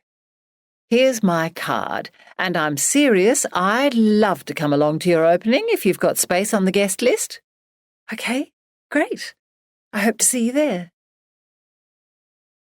Hey there, Jake said, startling Emily, who had managed to become engrossed in the novel she'd picked up in the newsagent. How was the shopping?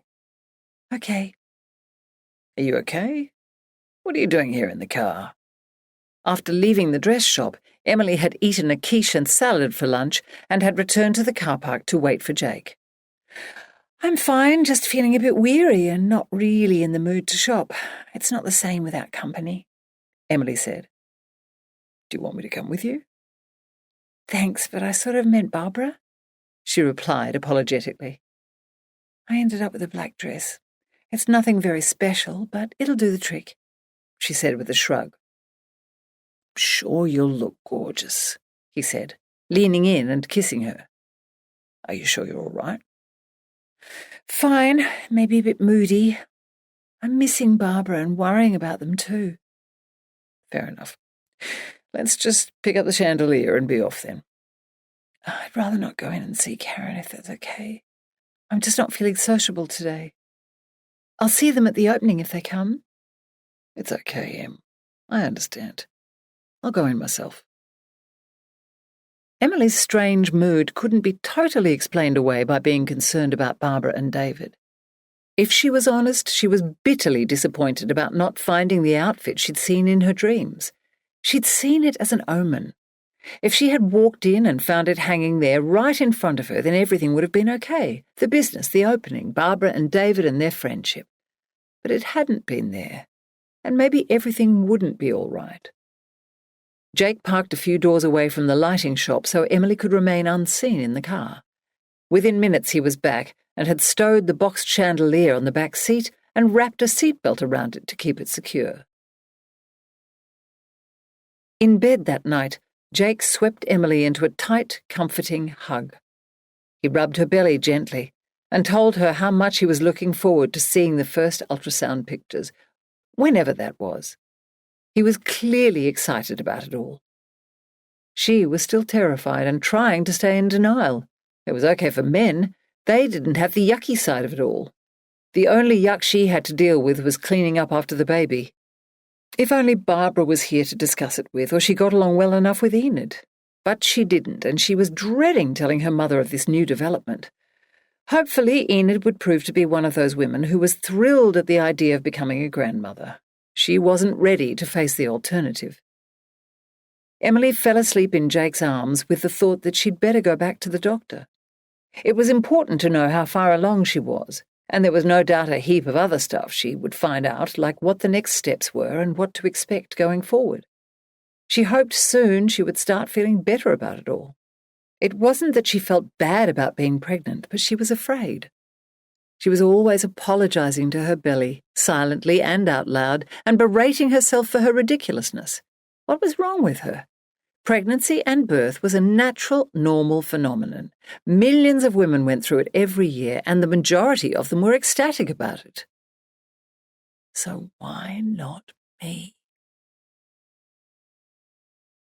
Chapter 35.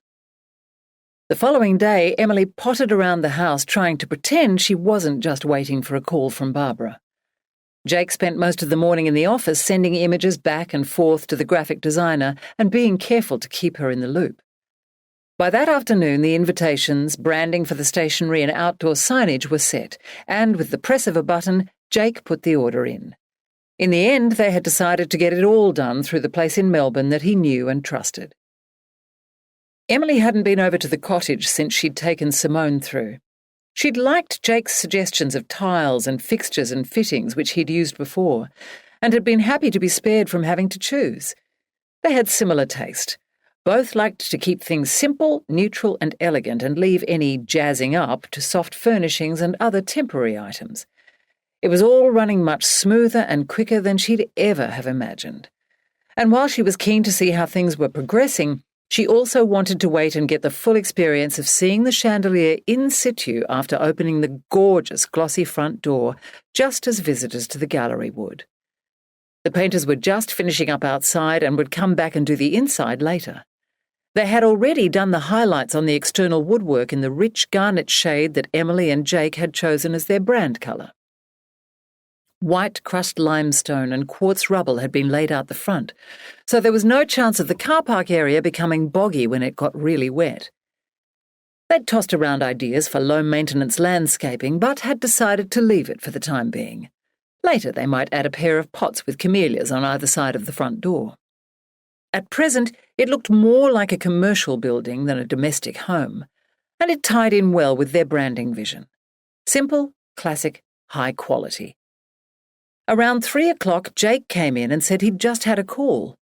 David and Barbara had arrived home safely. They were absolutely blown away to find that their seeding had been done. Oh, good. I'm sure it's a huge weight off their minds. And now David can focus on taking care of Barbara. Yeah. He got a bit emotional on the phone, poor bloke. He said Barbara asked him to pass on her thanks for all the food and for doing their washing. Emily felt a little hurt that Barbara hadn't called herself, but then she caught herself. This wasn't about her. Barbara needed to do what was right for her, and if that meant not phoning Emily yet, well, that was fine. She forced herself to admit that maybe, just maybe, she'd done an Enid. That some of the things she'd done were in part in order to be thanked and therefore get some attention in a situation where she was feeling helpless and left out. Oh, God. I'm sure she'll contact you when she feels up to it, Jake continued, obviously catching the disappointment in her eyes. It was more than that. She wanted to share her dear friend's pain, ease it, and take some of the burden. Not that there was really any way she could. She couldn't begin to know what they were going through. But she wanted the opportunity to learn, to help in a more emotional sense. She really does appreciate all you've done, Em, Jake persisted. As does David. Did he say how she is? She asked. No, but I think she was nearby when he made the call.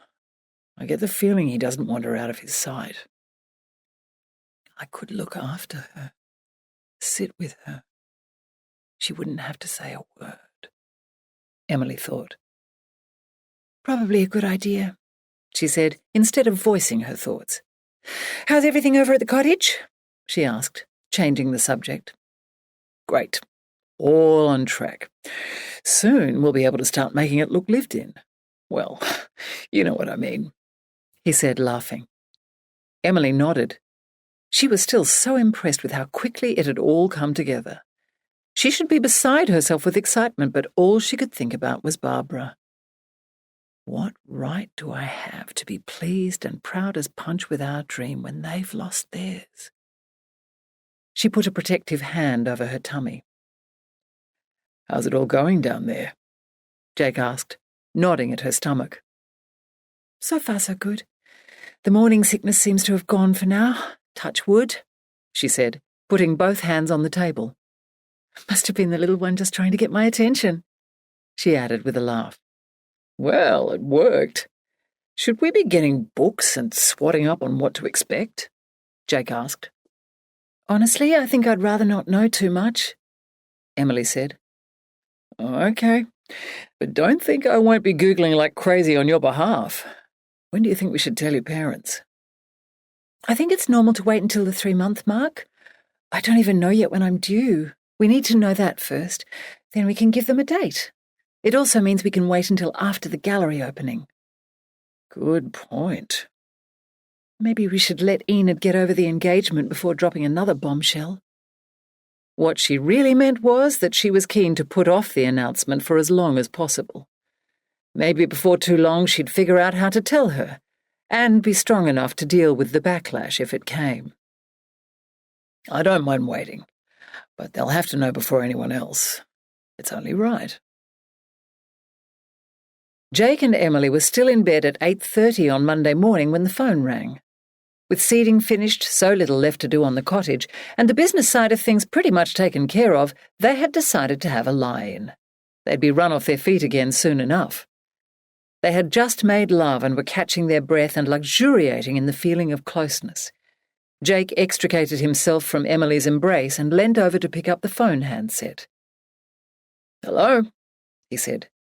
He looked at Emily. "Oh, hi, Barb. How you doing?" "Yes, she's here. I'll put her on." He handed the phone to Emily, who was now sitting up. Her heart started to race. God, what do you say to a friend who has just lost her baby? Hi, Barbara. Welcome home. She was disappointed with how inane she sounded, how normal, but it was the best she could do. Thanks so much for all you did, Barbara said. It was nothing. I wanted to do something for you and... She stopped herself, started again. You're my best friend, Barbara. If there's anything I can do, anything at all, you only have to ask. Actually, there is one thing, Barbara said quietly. Yes? Can you come out this morning for a cuppa?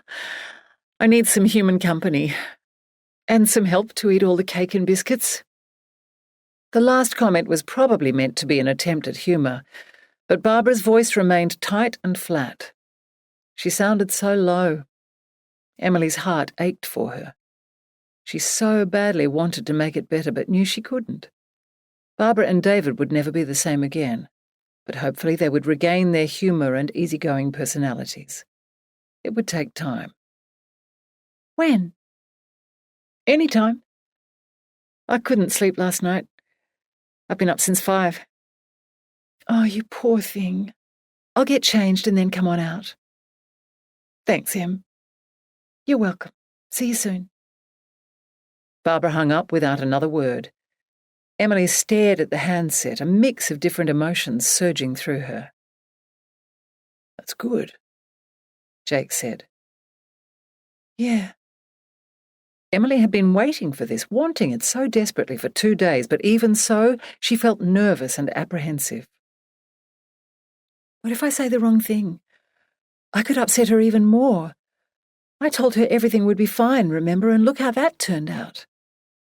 So did I, to David. Friends reassure, it's part of the job description. We couldn't have known, they know that. You'll be fine, Jake said. He rolled over and drew her back down onto the bed towards him. You don't need to worry. You're best friends. The right words will come to you, and if they don't, it won't matter.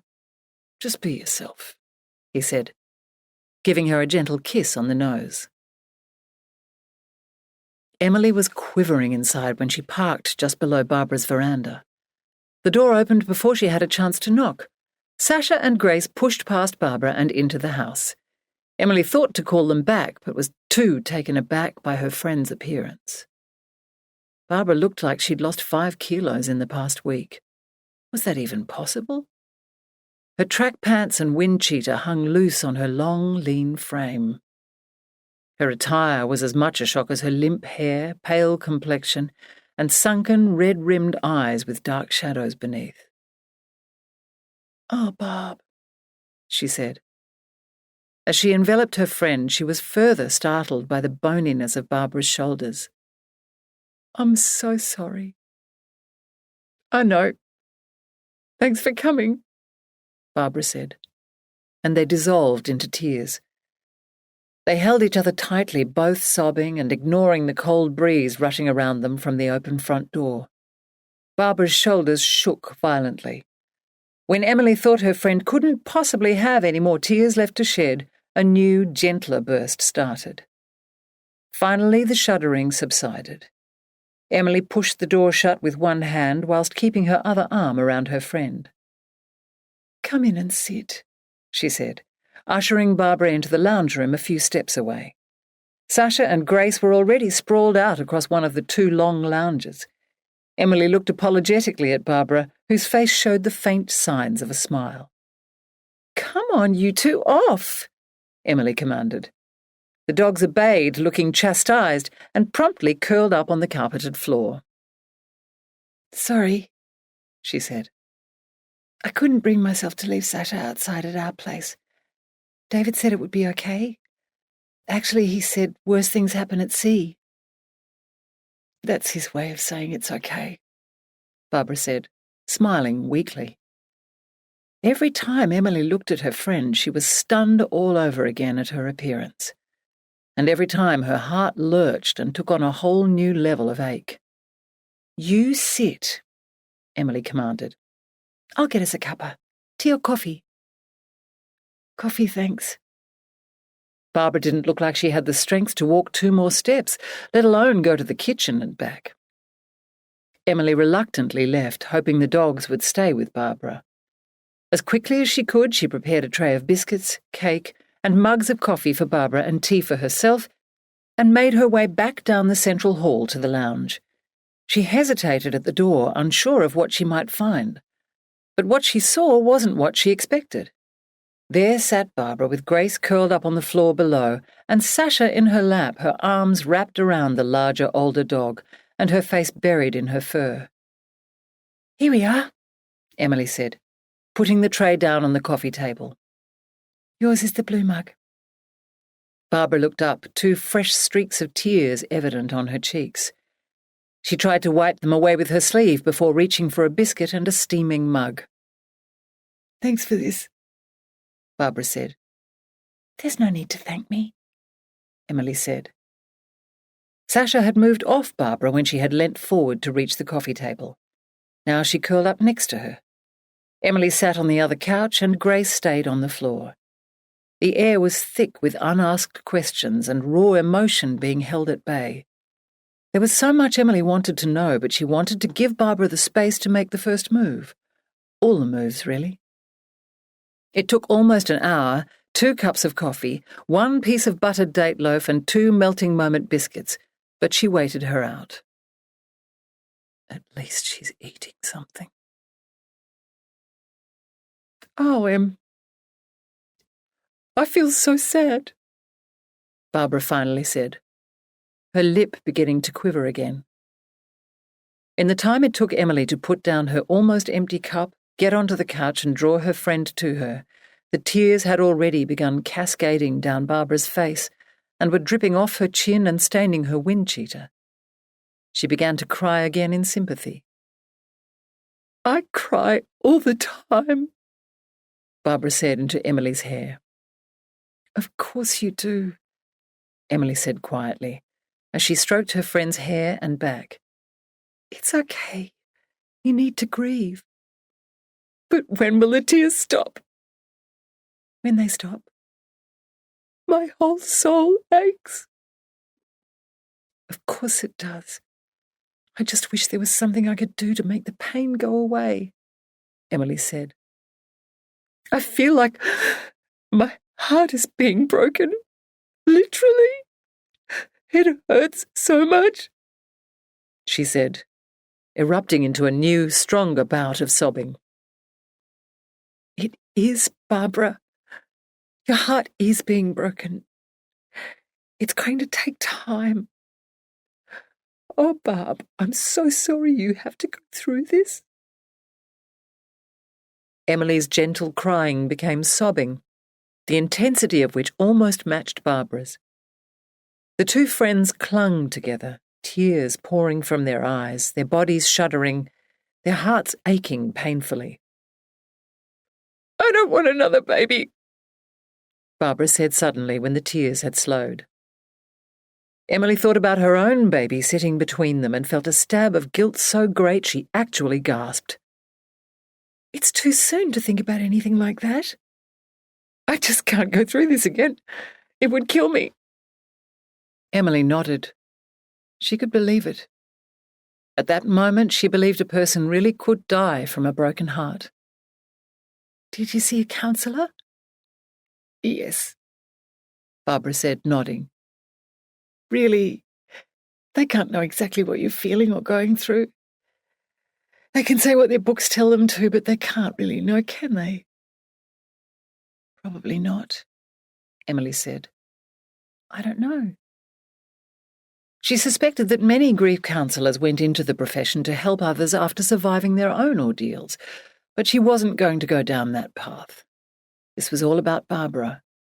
Whatever she needed, whatever she wanted to hear. It was all so raw. She wasn't anywhere near thinking rationally yet. They sat in silence for a few minutes until Barbara broke it again. We called him Albert, after David's father. His middle name. Emily was so taken by surprise that for a moment she had trouble figuring out what Barbara was talking about.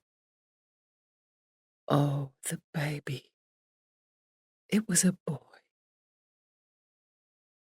That's a nice name, she said lamely. Albert Joseph. Emily nodded and watched Barbara fiddling with a wet ball of tissues in her lap. She should go to the kitchen and get the box, could have kicked herself for not bringing it in earlier, but didn't want to leave in case Barbara wanted to say more. It was agony to hear these details. How much harder must it be for Barbara to utter them? The tears welled up again, and she worked to force them back down. She thought about how often people use the throwaway line, "build a bridge and get over it." In her own limited experience with grief, and she included her failed marriage on her list, she had come to see that you never really got over it. You got through it.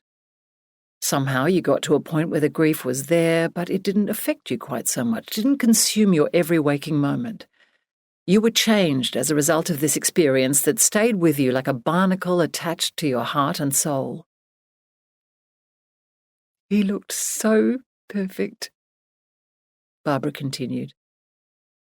Tiny, way too tiny, but 10 little fingers and toes. A little pursed mouth like David's. Emily watched as tears filled Barbara's eyes again, and her chin began to quiver, and put her arms around her friend. The ache in her heart was so painful she found it difficult to breathe. She began to stroke Barbara's back. Let it all out, she cooed gently, as the sobbing became uncontrollable and Barbara's whole body began to shake again. She was fully aware of how cliched her words were, but she didn't know what else to say. Slowly the wretched sobbing and shuddering subsided. Barbara eventually sat back and blew her nose to signal that particular episode was over. Emily was prepared to sit here like this all day, and the next, if it would help. She suddenly wondered where David was, hoped that he wasn't hiding out alone in some metaphorical cave somewhere trying to do the macho thing. She thought he was a bit more in touch with his feelings than that, but there was no way of knowing exactly how this would affect him. How's David doing? Emily asked. He's so wonderful, Barbara said, and promptly burst into tears again. This time she shrugged and waved off Emily's attempts to comfort her, and the bout was short-lived. Progress, Emily thought, though she knew not to get her hopes up. Relapses were inevitable. This would be a long, slow process that could take weeks, months, or even years. I couldn't ask for a better husband. But how's he doing? Emily wanted to ask again as the silence rolled on. I think he's doing better than me, Barbara finally said. Probably only because someone has to keep things together enough to make decisions. He'll probably crumble if I ever get my act together, she said with a wan smile. Emily just looked on. She didn't know what to say. Hey, thanks so much for doing all the cooking and the washing and everything, Barbara said, abruptly changing the subject. It made such a difference to not come home to how we left the place. I know it's weird, but it sort of meant that something had changed. If the dishes had still been there on the table, the milk spoiled, the rubbish stinking, I think that would have done me in. Emily nodded. Sorry I didn't wash the sheets, she said with a shrug. I thought you might like your bed being that bit more familiar after the hospital. I hope that was the right thing to do, she added helplessly. Barbara nodded, her eyes glistening. You were right. Oh, Em, You're such a good friend. I don't know what I would do without you," she said, and reached out for Emily as a new flood of tears erupted. Again they held each other tightly. "And you're the best friend I could ever hope for," Emily said through her own sobs as she rubbed her friend's back. Slowly the episode ended and they parted again to wipe away their tears and blow their noses. "Look what we've been through this past year," Barbara said. "What a fine pair we are," she added with a faint smile. "What I've been through by no way compares to what you have," Emily thought. "Thank God we've got each other." They clasped hands and held on tightly as they looked at each other through sodden lashes.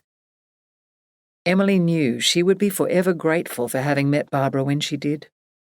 Thinking about it again now made her want to shed tears for herself, but thankfully none came. Could you actually run out of tears? "I'm exhausted," Barbara suddenly said. "Would you mind if I went and had a lie down?" "Of course not. Do you want me to wait for David? Will he be back soon?" "He should be. I'll be fine, though. Thanks so much for coming." Emily watched as Barbara got up shakily. She rose in case she needed help. The women hugged briefly, and Emily was shocked all over again at how frail Barbara was. "Do you need a hand?" she said, when it looked like Barbara might overbalance on her way to the door. "Thanks, but I'll be fine," Barbara said, her hand on the doorframe. She left the room with Sasha, leaving Emily feeling helpless all over again. Somehow Grace knew to stay beside her mistress. She was grateful for the dog's loyalty. She took the tray back to the kitchen, thought about leaving the mugs in the sink so the noise of washing them wouldn't bother Barbara, but decided not to leave work for David. And anyway, she needed to do something while she waited for him. No matter what Barbara said, there was no way she was leaving her alone. As she ran some water into the sink, she doubted Barbara would actually go to sleep, but a rest would at least help. Crying really is exhausting. She could actually use a catnap herself. Grace nudged her leg and she bent down to ruffle her ears. "I've been ignoring you, haven't I? Sorry, girl. Auntie Barbara needed all my attention," she explained in a whisper. "And I'm afraid she's going to need a lot more of it yet." Emily made sandwiches for Barbara and David's lunch and was just drying the cutting board and knife when David came in. She put her finger to her lips. "She's having a lie down," she whispered, as they hugged tightly. "Thanks so much for everything," David said. He was clearly exhausted, but didn't seem as bad as Barbara. When would he crumble? No idea. But Jake and I will be there if and when he does. "My pleasure," she said, smiling wanly at him. "Having the crop in is certainly a weight off my mind," he said. Emily nodded, unsure of what to say. "I'll head off now you're here," she said. "I just didn't want to leave Barbara on her own." "Thanks. It's been good to get out of the house for a bit. Can you just wait a minute while I check on her?" he said. "Of course. No problem." He made his way slowly from the room, standing a lot less tall and straight than usual. Carrying the weight of the world on his shoulders, Gran would have said. David re-entered a few moments later. "She's asleep with Sasha curled up beside her," he said with a hint of a smile. "Sorry about that," Emily said, cringing. "Don't be. I don't mind, honestly. If having Sasha there will help Barbara get some sleep and feel a little better, then it's a small price to pay," he said. "There are some egg sandwiches in the fridge if you haven't had lunch. I made them while I was waiting." "Thanks, Em. You're the best," David said, and wrapped his arms around her. They held on tight for a few moments before both drew apart slowly at the same time. You take care, Emily said, gathering up her handbag from the floor. I'll see you out. There's no need, David, really, she said, and made her way out and down the hall, being careful to tread quietly. Emily hoped the heavy ache within her would ease with the closing of the front door, but it didn't. It stayed like a hand clenched around her heart, as did the lump in the back of her throat. Chapter 36. Emily stopped at the mailboxes at the crossroad just outside David and Barbara's driveway and looked left and right, checking for traffic. Without consciously making the decision, she found herself turning left towards John's parents' house instead of right towards the bitumen to go home. She drove in a daze, just like she had the last time she'd come out to see them, the day before his funeral. And here she was again, arriving at their beautiful home unannounced, dishevelled, and empty-handed. She didn't even really know why she was there, except that she felt compelled to be. Emily briefly checked herself in the mirror before getting out of the car. She looked a wreck, just like last time. At least she was dressed a little better, and not wearing makeup meant no streaks of mascara or panda eyes. Gracie, you just wait here. There's a good girl. The front door opened before she had a chance to knock. There before her stood the impeccably presented Thora Stratton in navy slacks and a navy and white lightweight knitted jumper. A strand of pearls hung just below her throat. Emily, what a lovely surprise, Thora said, enveloping her in a warm hug. Emily didn't want to let go, wanted to stand there drawing in Thora's strength. It's so nice to see you. Come in, Thora said, releasing her. Emily entered the house, having still not said a word. Gerald, dear, Emily's come to visit. Thora ushered her into the lounge room. She heard Gerald's footsteps in the hallway, and when he entered the room she was surprised at how much older he looked since the last time she'd seen him. He was stooped and his shoulders a little rounded. She felt bad for not keeping in touch better. "Dear girl, wonderful to see you," he said, clutching her to him and holding her tight for a moment before letting her go. "Can I get you a tea or coffee?"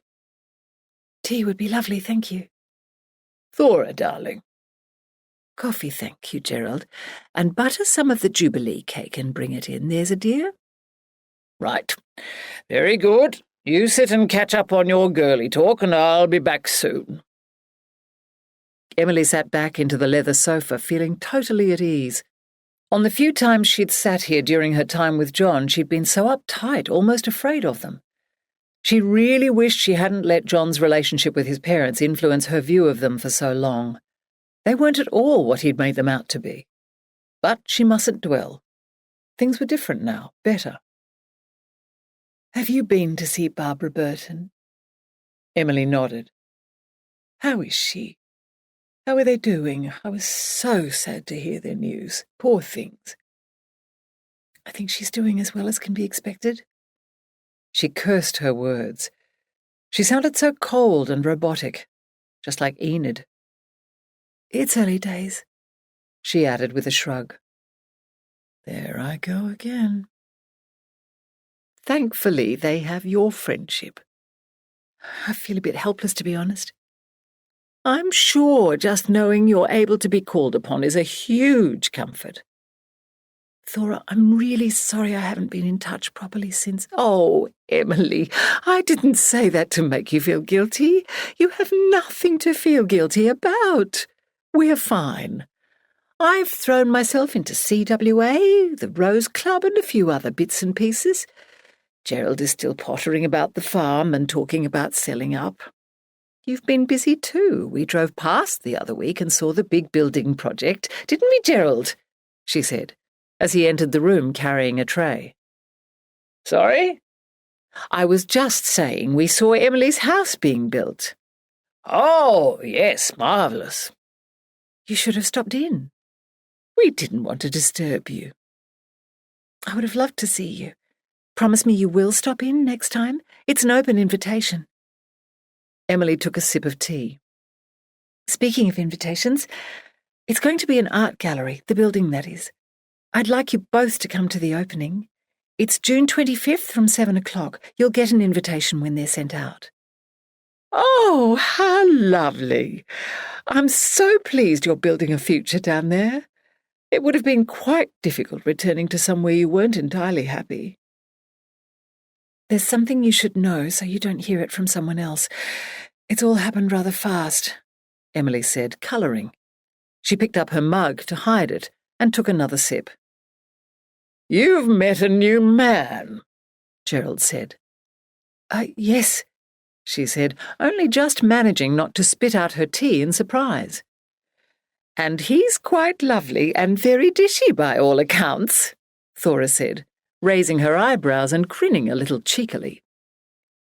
I should have... I'm so sorry you... Emily said, blushing furiously. She still found it mind-boggling that they had apparently not known that she and John had split up, despite their separation being the talk of the town for a couple of weeks. Nonsense. You owe us nothing, Emily. We're very pleased to see you getting on with your life and being happy, especially after what John put you through, aren't we, Gerald? We most certainly are, Gerald said. I really appreciate you being so understanding. It must be hard for you, too, to hear. Don't worry about us. We're all grown-ups. Have some cake. Thank you, Emily said, taking a slice from the offered plate. So, tell us about this young fellow, Gerald said. Jake is his name. He's an architect and builder from Melbourne. He specialises in sympathetic renovations, merging the old with the new. It was his idea to rebuild the cottage. He's hoping there might be demand for his work locally. The building is going to be a gallery, and it's also going to double as a display home advertisement. Sounds like a very good idea. I'm sure people will welcome him with open arms. Oh, and I see you're engaged, Thora said, reaching for Emily's hand. How exciting! May I see the ring? Emily was a little startled. She had no idea she'd been fiddling with her ring, but now she realised she had. Why didn't I take that off and put it in my pocket? Yes, of course. It's all happened rather fast, she said, embarrassed, holding her hand out for inspection. Oh, it's just gorgeous.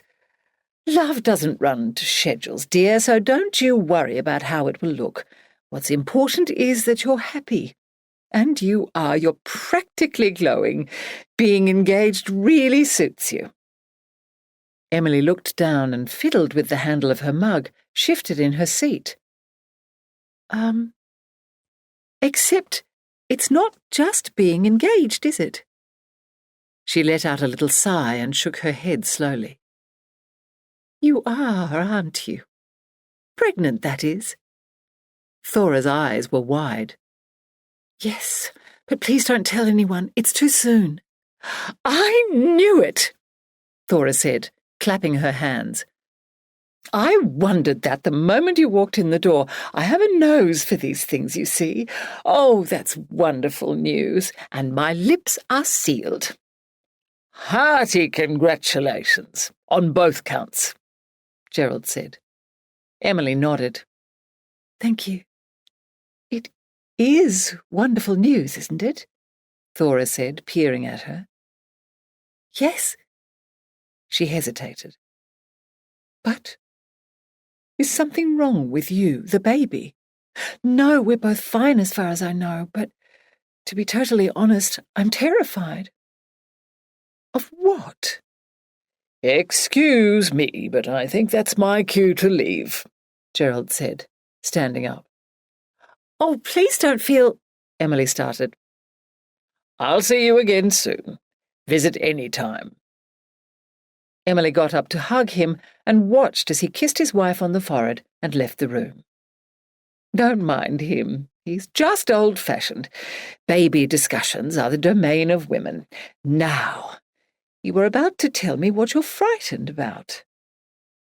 Everything, really, she said, shrugging helplessly, tears filling her eyes. You can't let yourself worry about what happened to Barbara and David Burton happening to you. I know. I'm trying not to think about it. That's not all that's bothering you, is it? No. I'm not unhappy about being pregnant, but I just don't feel gushy, maternal. She nodded. I have no doubt you'll be a wonderful mother. Motherhood comes in all shapes and sizes, Emily. I felt gushy from the moment I found out, but I know plenty of women who didn't feel much other than sick, worried and frightened until they saw the baby, and some who didn't ever feel the warm rush of gooey love. Oh, they loved their children all right, don't get me wrong, but they just didn't goo and gar. Nothing wrong with that. Perhaps you're worrying too much about what you're not feeling. Maybe you've been keeping yourself too busy. But you can't run away from your feelings forever, Emily. Trust me, I know. How far along are you? I'm not sure yet. Probably only a few weeks or a month. It wasn't actually planned. Probably best that it wasn't, dear. I'd say someone or something has taken that decision out of your hands, wouldn't you? Emily wanted to laugh and cry at the same time. Thora sounded so like Gran. Jake is happy about it all, isn't he? Oh, yes. He'd probably be stocking up on onesies already if I let him. And he's kind and supportive of you. He's wonderful. I really am so lucky to have found him. Emily stopped herself abruptly. Well, then, you have nothing to worry about. Together you'll get the job done just fine. And how is Enid coping with all this? Thora asked in a concerned tone. Emily really nearly did laugh this time. Oh, you know her so well. She doesn't know yet. We're trying to stretch out the shocks. We've only just got engaged. I haven't even got around to putting an ad in the paper yet. And perhaps putting it off? Yes, guilty as charged. I know your mum can be a little standoffish and, well, holier than thou, but I haven't yet met a woman who isn't thrilled with the idea of being a grandmother. Although I have to concede, there is a first time for everything. They exchanged a wan, conspiratorial smile before sipping their drinks. But on a serious note, Emily, if you ever need a de facto set of grandparents or extra babysitters, I hope you'll think of us. As you know, John was our only child, so we— Noticing tears in Thora's eyes, Emily reached out and put her hand over the older lady's. Thora, I'd be honoured if you and Gerald would be another set of grandparents to my baby. Jake's parents died when he was young. It would mean the world to us, she said, clutching Emily's hand with both of hers. We meant it when we said you would always be part of our family. And hearing you say that means the world to me, Thora, Emily said, with eyes awash. Oh, look at me, getting all weepy, Thora said, extracting a handkerchief from her pocket and blowing her nose. They chatted for a few more minutes before Emily made to leave. At the door, Thora held both Emily's hands and looked deep into her eyes. Remember, I'm here if you ever need me, Emily. Thank you, Thora. And if there's anything I can do for you and Gerald, you only have to ask. And please don't drive past again without dropping in, she added, smiling warmly. Emily drove away with a wave. She felt so much better after her visit. She was heavy with feelings of love and gratitude for Thora and Gerald, but lighter about the baby.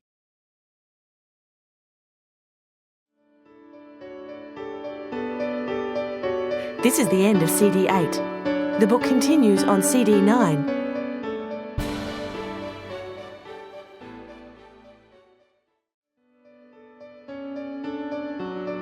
CD 9.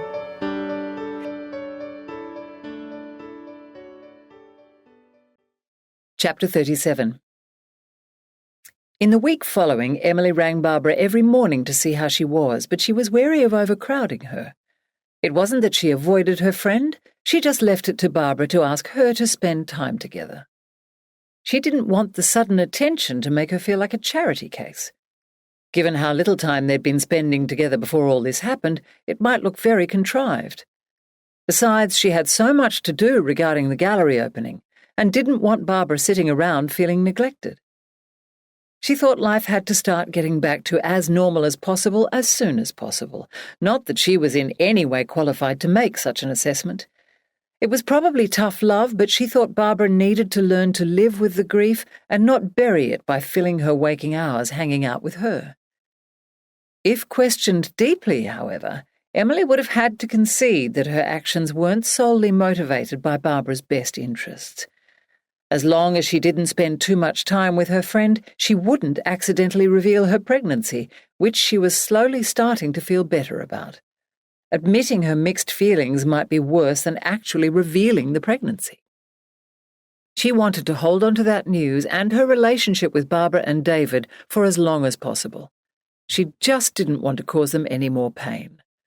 A big part of her knew it was absolutely ridiculous. Of course they would be happy for her and Jake, but she just couldn't shake the fear that it could damage their friendship. If the situation was reversed, she hoped she'd be pleased for her friends. Hurt and sad for herself and Jake, but happy for them. But there was no telling how they would react in their grief-stricken state. So she hoped that if she kept it to herself long enough, then they might be in a better place psychologically and therefore more inclined to accept it. That was her theory, anyway. Every now and then she wondered if it might be better to just sit Barbara and David down and tell them. But she wanted to get through the opening of the gallery first and didn't want to do it without her dear friends. After all, they had been instrumental in helping her get back on her feet all those months ago. Though really, would they be up to a big night out so soon? Getting dressed up, putting on a happy face, dealing with the expressions of sympathy? Emily had finally got around to booking her appointment to see the doctor, only to find she couldn't get in for another week. Flu seemed to have well and truly gripped Hope Springs, the receptionist told her. When she heard that, Emily wondered if it might be best to hold off for a while. She didn't want to expose her unborn baby to a room full of sick people.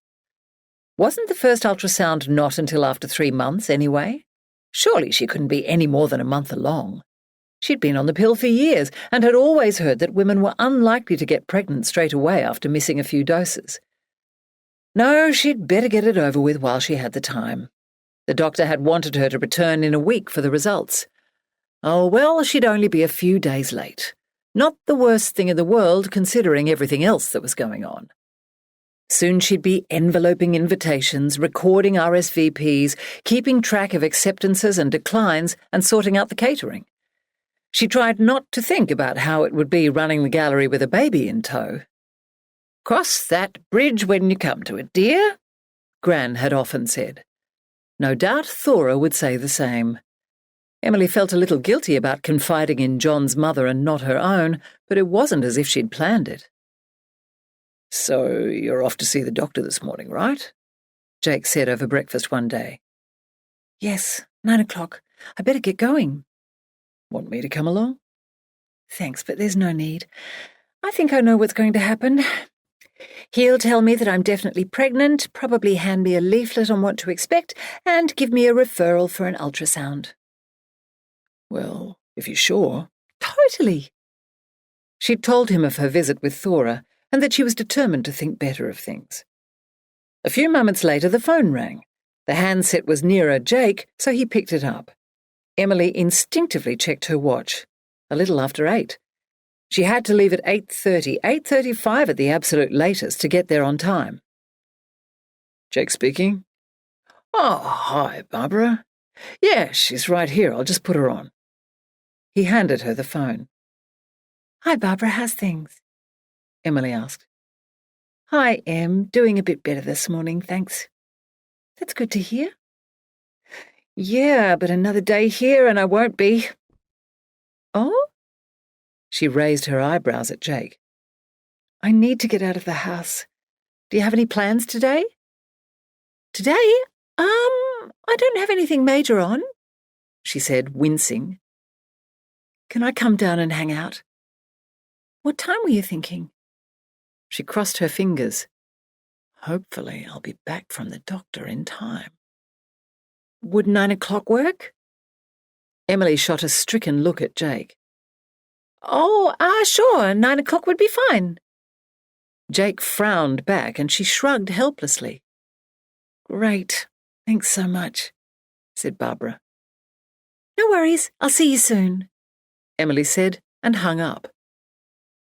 What are you doing? Jake demanded. I couldn't really say no to Barbara, Emily said. Not when she's made the first move to start coming out of her shell. But what about your doctor's appointment? Couldn't you have told her to come over later? It's not like this is just a regular checkup. I suppose, but it's done now. I can't exactly call her back now, can I? She'll want to know why. I see your point, Jake said. Hey, he said after a few moments, why don't I just go on your behalf? I could get the blood test results and ask any questions you wanted to know. There's no way they'd give out my information because of confidentiality, she said. Maybe they would if I had written consent from you, he suggested. It's worth a try. Would you mind? Of course not. It's my child as well. This is the least I can do.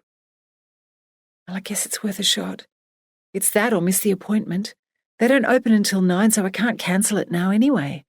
If they won't accept you as my proxy, then they can put the results in the post.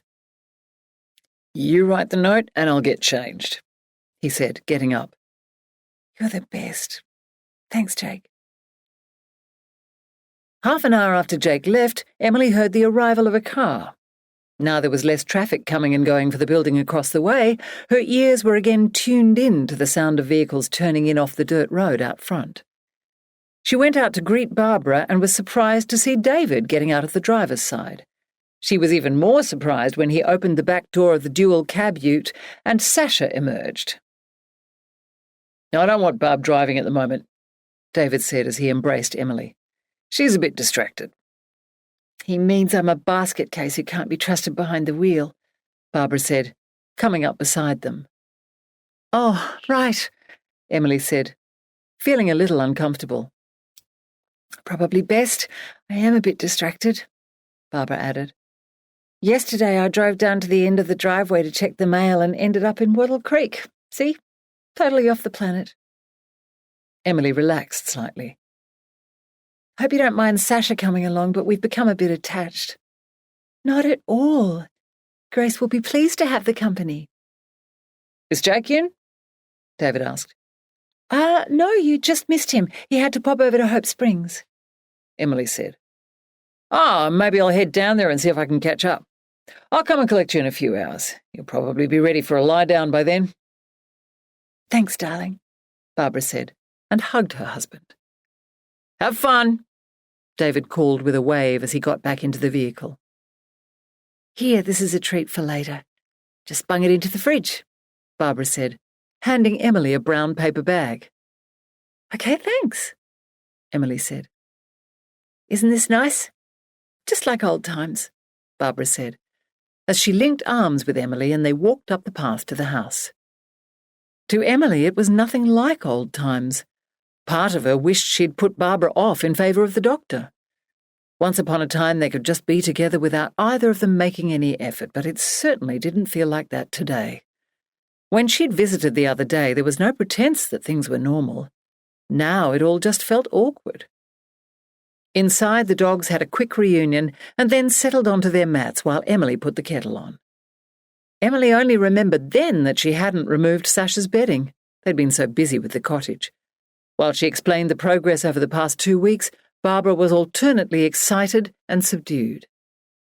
The two friends sipped tea amid long silences that regularly strayed into awkward. So, come on, I'm dying to see the place, Barbara said suddenly after they'd finished their tea. She got up. Okay, just let me have a wee first. Emily was finding her bladder capacity shrinking by the day. Recently, she'd been trotting off to the toilet almost half-hourly. She assumed it must be psychosomatic. Surely the baby was tiny. But telling herself that didn't make any difference. As you can see, it's a lot bigger than a cottage, but we've never managed to stop calling it one," Emily said, as they made their way towards the building site. "Oh, well, sounds better than the building or the house," Barbara said. "And there was a real little cottage there once, until a certain someone knocked it down." "Yeah, don't remind me. I try not to think ill of the dead," Emily said. "That's noble of you." "Thanks, but really at the end of the day it was only bricks and mortar." The words, "not a living, breathing person," hung unspoken in the chilly air around them. They traipsed on, both with hands thrust deep into pockets. The dogs bounded on ahead, Sasha struggling to keep up with Grace. "I'm giving you the full experience," Emily said. "Hence going the long way around." They could have climbed over the fence and cut across the paddock, but instead they were going up to the official driveway. "Sorry for the extra walk." "Don't be. I've been sitting around like a blob for too long. Some exercise will do me good," Barbara said. "And I'm not sure I could climb a fence at the moment." They paused at the edge of the road to take in the scene. The sun glinted off the galvanized iron roof and verandas, and the pale stonework and creamy mortar was lit up in streaks where clear laser light sheets had been used above the windows to help light the rooms inside. Even though she'd seen it plenty of times, Emily still felt a little awestruck. The sun was at a perfect angle and was shining brightly. "It looks brilliant," Barbara said. "Thanks. It's come up well." "It still looks very much like the old one, only better. More complete with its veranda." "I hope so. It's a lot different inside," Emily said. "So it should be. The previous incarnation was practically derelict. And it'll be nice to see it without all the pigeon poo," Barbara declared. Emily was pleased to get a glimpse of her dear friend's sense of humour. She smiled to herself as she thought, "She'll come back. She'll be okay." She could see that now. "Oh no, we kept that for posterity. You know how sentimental I am." "Still attached to a sample of old floorboards, I hope." "Yes, we've sent it off to be gold-plated. It's going to hang above the fireplace behind my desk," Emily said, grinning and playing along. "But seriously, we were thinking of landscaping out the front," she explained, as they walked off the road and started across the large white rubble and gravel parking area. "But we couldn't decide what to do." "I like it like this. It looks like a real business. You don't want it looking too domestic. And you need plenty of parking for all those visitors you're going to get." "I hope so," Emily said, smiling at her friend. "It's going to be a huge success." Emily could see how hard Barbara was working to put on a happy face. She just hoped the facade wouldn't crumble from all the effort.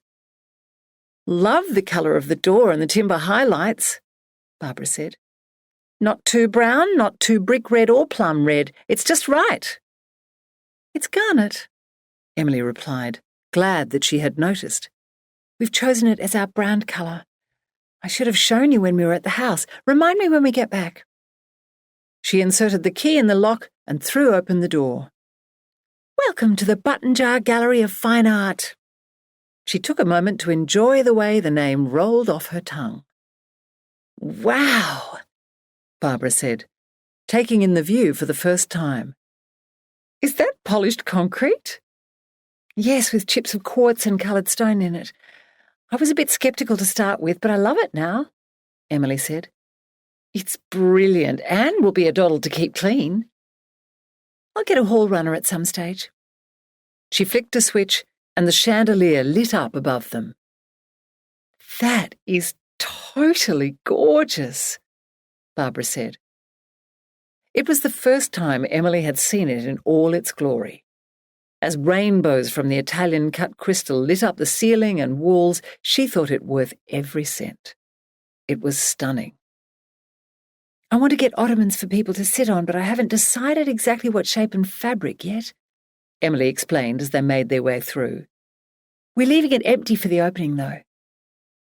All the rooms were bare except for the one at the back left that held Emily's desk and chair. She was surprised to see the desk in place, had in fact completely forgotten about it. Jake couldn't have moved it on his own. He must have got the electrician to help the other day when he was here. Each room had high picture rails for hanging the art on. It was one nice clean line rather than having hooks sticking out of the walls. Next, Emily opened the doors to the bathrooms and they peered in.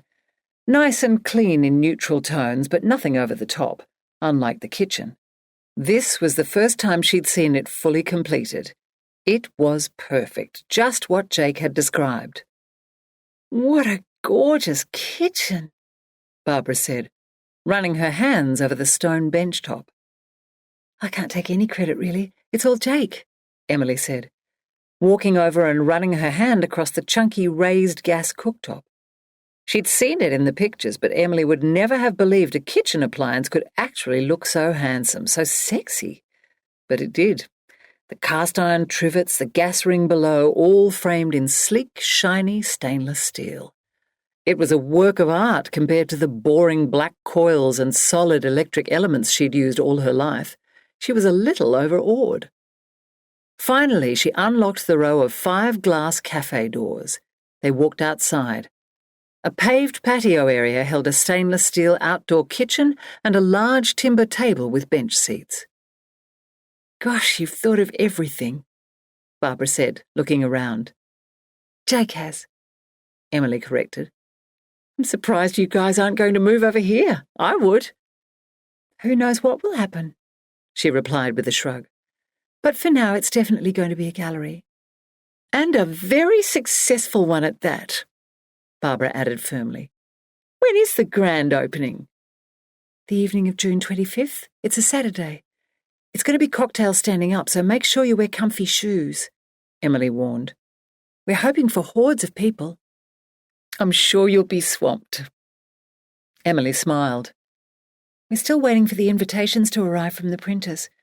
Otherwise, the two of us would have been stuffing envelopes and sticking stamps all day." "I wouldn't have minded," Barbara said. "It's good not to just be sitting around with my sadness shadowing me," she added quietly. "I'm so glad I'm here." Emily turned to her. There were tears welling in Barbara's eyes. "I'm glad too. I've missed you." They embraced, and then Emily held her friend by the arms. "I know you might not want to talk about Albert," she said. Barbara's lip trembled. "But if you do, whenever you do, I'm always here. I want you to know that it's okay to talk, if you want, and if you don't, that's fine too." Barbara nodded, her eyes brimming with tears. "Thanks," she said with a gulp. Emily smiled sadly at her friend before releasing her. It was chilly out of the sun and surrounded by stone, so they made their way back inside and she locked the doors behind them. "I'm just going to test out the loo," she said, and headed to the toilet with her head down. "Are you okay?" Barbara asked, when Emily emerged a few minutes later. "Yeah, fine," she said, avoiding eye contact. "Twice to the loo in 1 hour?" Barbara continued. "Must be the cold weather," she replied, still unable to look Barbara in the eye. It had been the first thing that had come to mind. They walked slowly back to the main house, long silences again the norm. "I fancy some cheese," Barbara declared when they were back inside. "I'm afraid I've only got ordinary cheddar," Emily said apologetically. "No, you don't," Barbara said with a mischievous glint. She went to Emily's fridge and brought the paper bag to the table. Emily retrieved a wooden chopping board from the open cupboard above the bench and put it on the table. She held her breath whilst hoping Barbara's selection didn't include anything soft. After her chat with Thora, she'd started swatting up online about pregnancy. She'd read that expectant women shouldn't eat soft, blue-veined or semi-soft cheeses like feta and ricotta. Apparently they were more prone to growing bacteria like listeria that was harmful to unborn babies. "We picked these up in Whyalla on the way home," Barbara said, rubbing her hands together in anticipation. "I've been craving soft cheese. I guess that's what happens when you deny yourself something. Avoiding cheese certainly didn't help me, though, did it?" she added bitterly, as she extracted a box of water crackers from her handbag and put it on the table. Emily was without words. All she could do was offer her friend a sympathetic look. She focused on unwrapping the package of cheeses and then stood staring at the 4 packets, only one of which wasn't soft. Uh-oh. Are you okay? Barbara asked. Yep, fine. Just got distracted for a moment, Emily said, tearing her gaze away and moving to the utensil drawer to look for the cheese knife. Think, Emily, think, she told herself as she pretended to fossick through the assorted implements for the cheese knife, which was clearly visible at the front of the drawer right by her hand. She couldn't claim to be on a diet. Barbara knew she didn't believe in them. She couldn't claim to have gone off cheese because that would raise too many questions. Oh, God. Would it be easier just to eat the damned cheese? How great is the risk anyway? If only she'd got Jake to ask the doctor.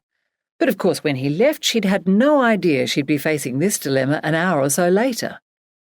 Shit.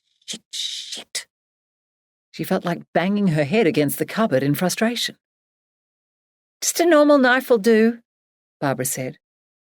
Got it, Emily said, making a show of holding up the cheese knife as she shut the drawer. She reluctantly sat back down in front of the platter of unwrapped cheeses. Her mouth was watering. She handed the knife to Barbara. Which one can I cut for you? Barbara asked, knife poised.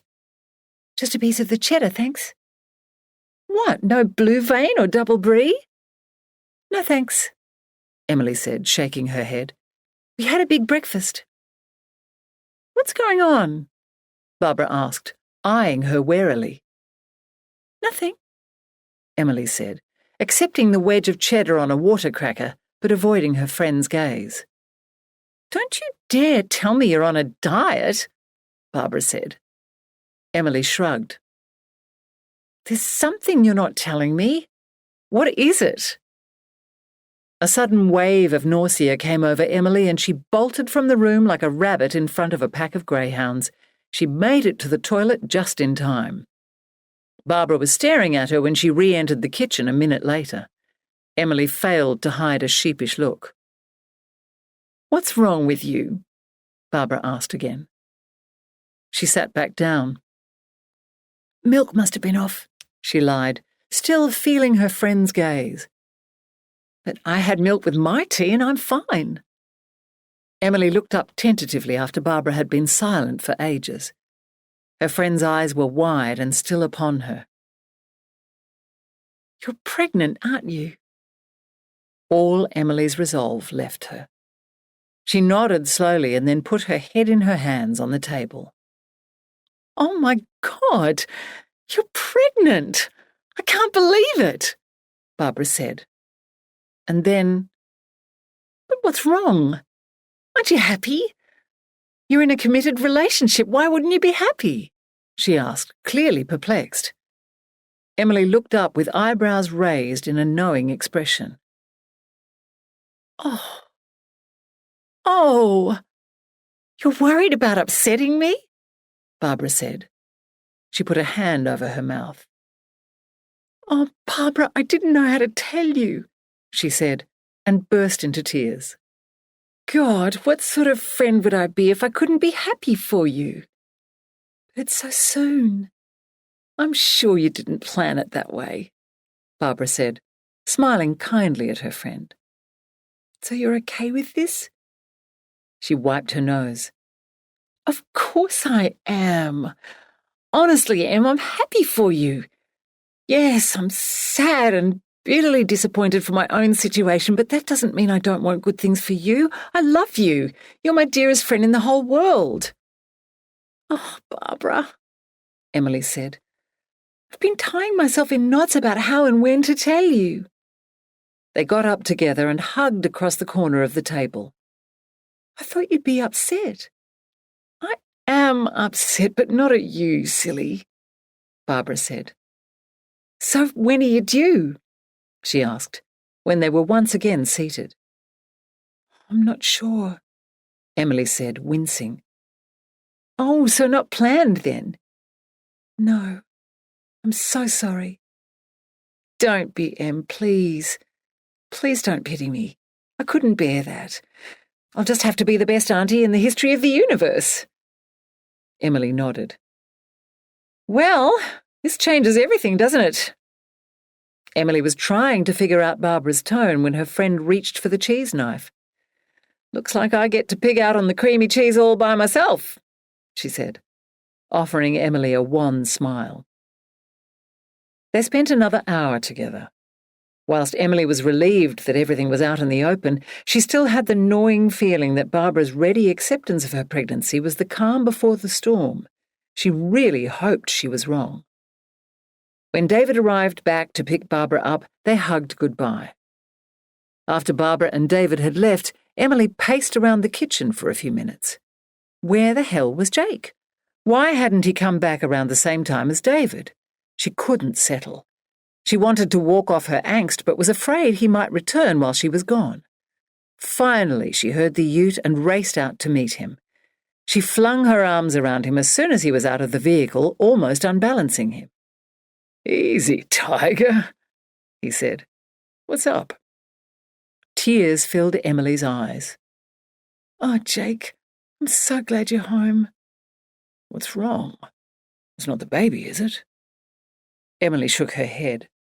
I'm fine, but Barbara knows about the pregnancy. Yeah, so does David, he said sheepishly. You told him? She didn't know whether to be annoyed or relieved. He caught me coming out of the doctor's. It just sort of came out. So how did he react? He was fine. What about Barbara? She was fine too. So what are you so upset about? It's good that it's out in the open, and even better that they're okay with it. But what if they're pretending? Of course they're pretending, Em. They're putting on a brave front, but inside their hearts will be breaking all over again.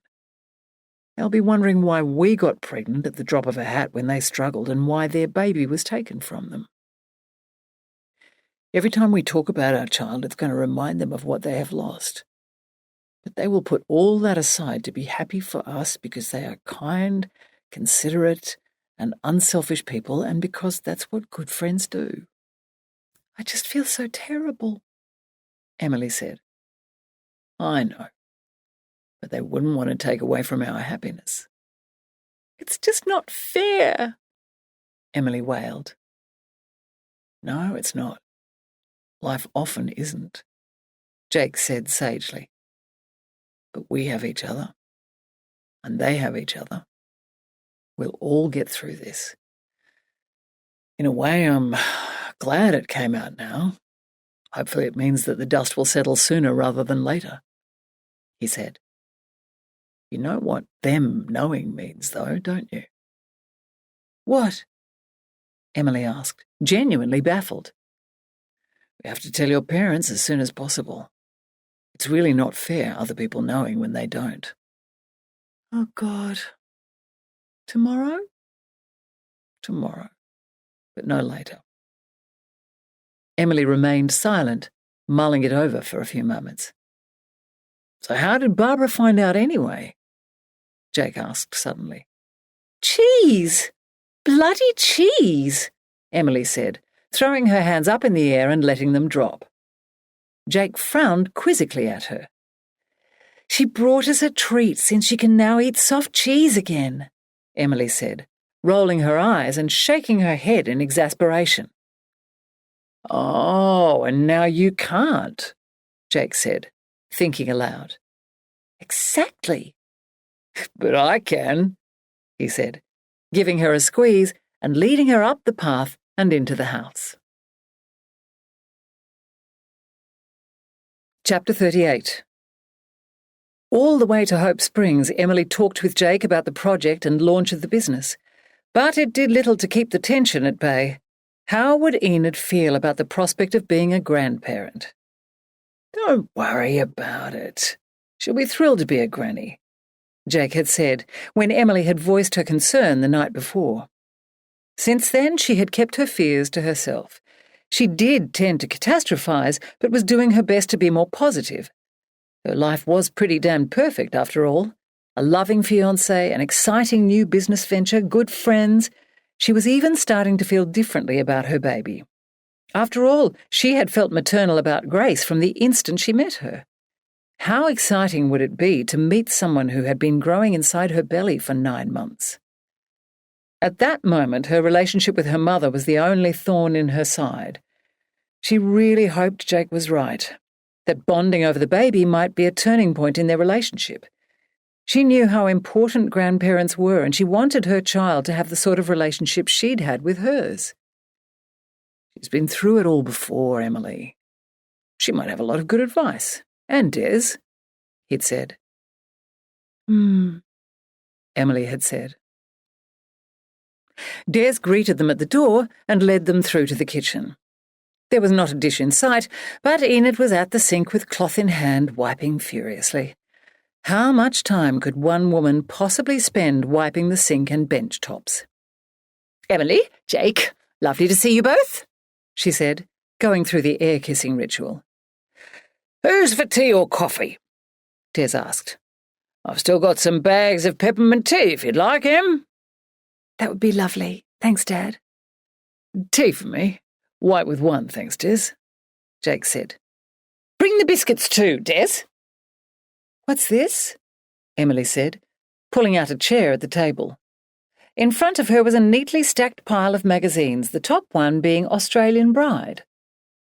I thought when you saw the gorgeous cakes, dresses and flowers on offer, you might change your mind about not doing things properly. Mum, I've already had my white wedding, and it was lovely. Besides, didn't you say it was ridiculous of Debbie Argus to wear ivory for her second marriage? Oh, yes, but she was a much older bride. Emily concentrated very hard on not rolling her eyes as she took her place. You really couldn't win with Enid. Well, at least have a flick through. Deciding to pick her battle elsewhere, Emily began thumbing through the magazine. There were some gorgeous dresses, floral arrangements, and amazing cakes, but she still didn't feel inspired to go down that path again. Here we are, Des said, delivering mugs to the table and then a biscuit tin. On a plate, Desmond, not the shabby tin, Enid said with a sigh. Oh, never mind, it's here now. Jake, I hope you will forgive our poor manners. Now tell me, what are you wanting by way of food for the gallery opening? Thanks, Mum, but we're having it catered. Oh, by who? Most likely the CWA. They're raising money for the Royal Flying Doctor Service. I'm sure they'll appreciate the opportunity. Good idea. But you should get more than one quote. I could help if you like. Emily wanted to defend her decision, but again chose to keep the peace. Enid had a valid point. She hadn't run it by Barbara yet. The idea had only just struck her, but she wondered if her friend might enjoy having something to organise or cook for to keep her mind off other things. She was helping Simone by launching her career. Perhaps she could in some small way help Barbara too. If not, there were plenty of others in the Wattle Creek CWA she could call on, like Thora. So, everything is on track? Des asked. Yes, Jake said. It's been fantastic. There's really just the launch party to organise now. The invitations will be going out this week. It all sounds very exciting, Des said. Emily wondered if Enid had her nose out of joint for not being part of the non-existent organising committee.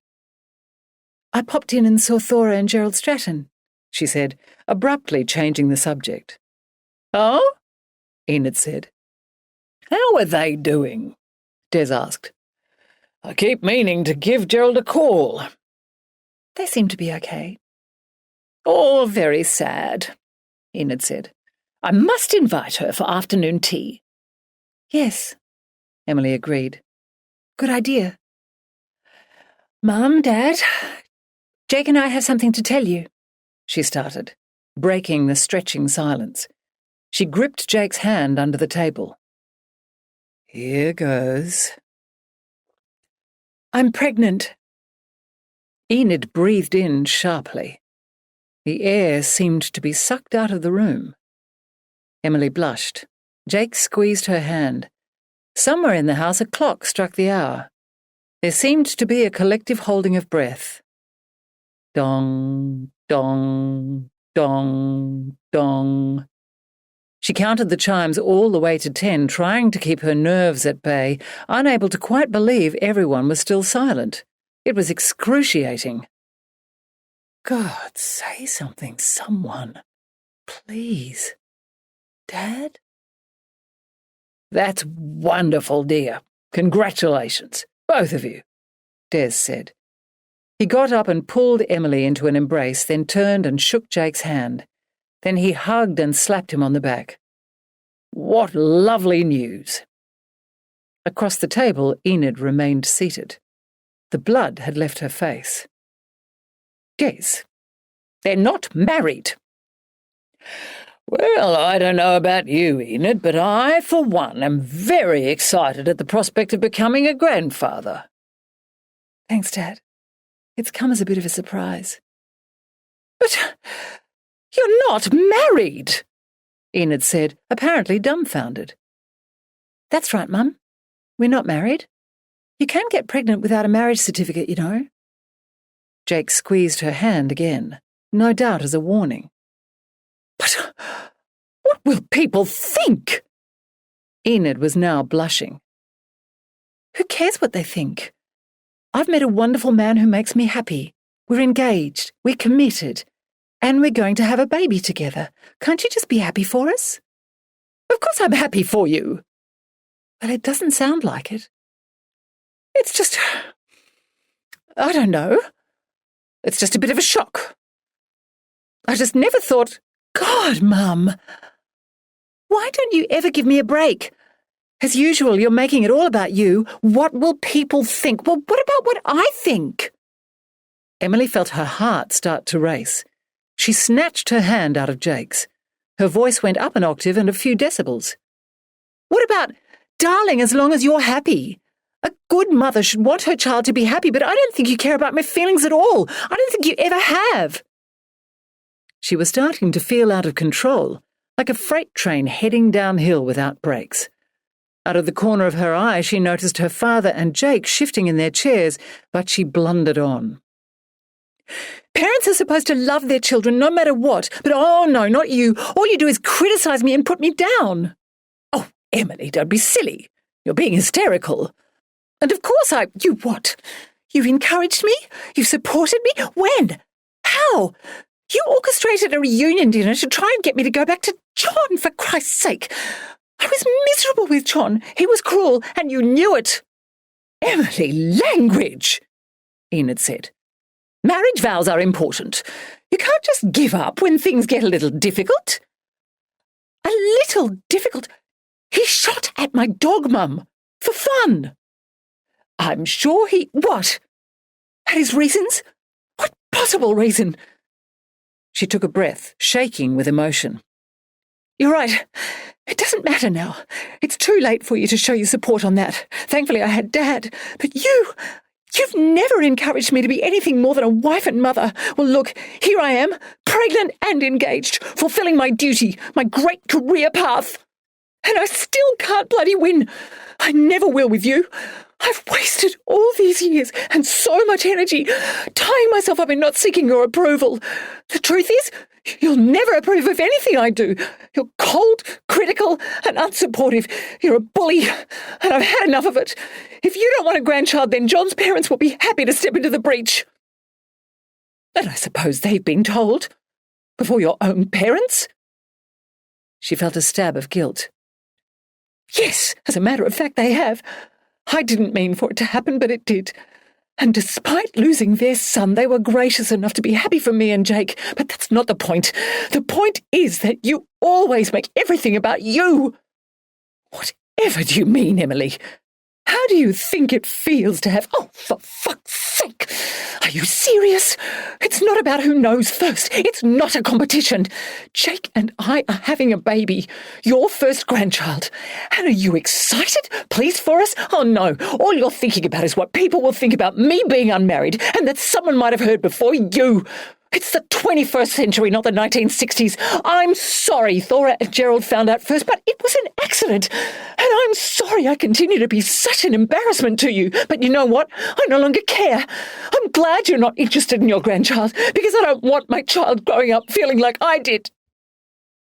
She leapt up. Come on, Jake, we're leaving, she said, and stormed towards the front door. They drove in silence as Emily played back the outburst in her head.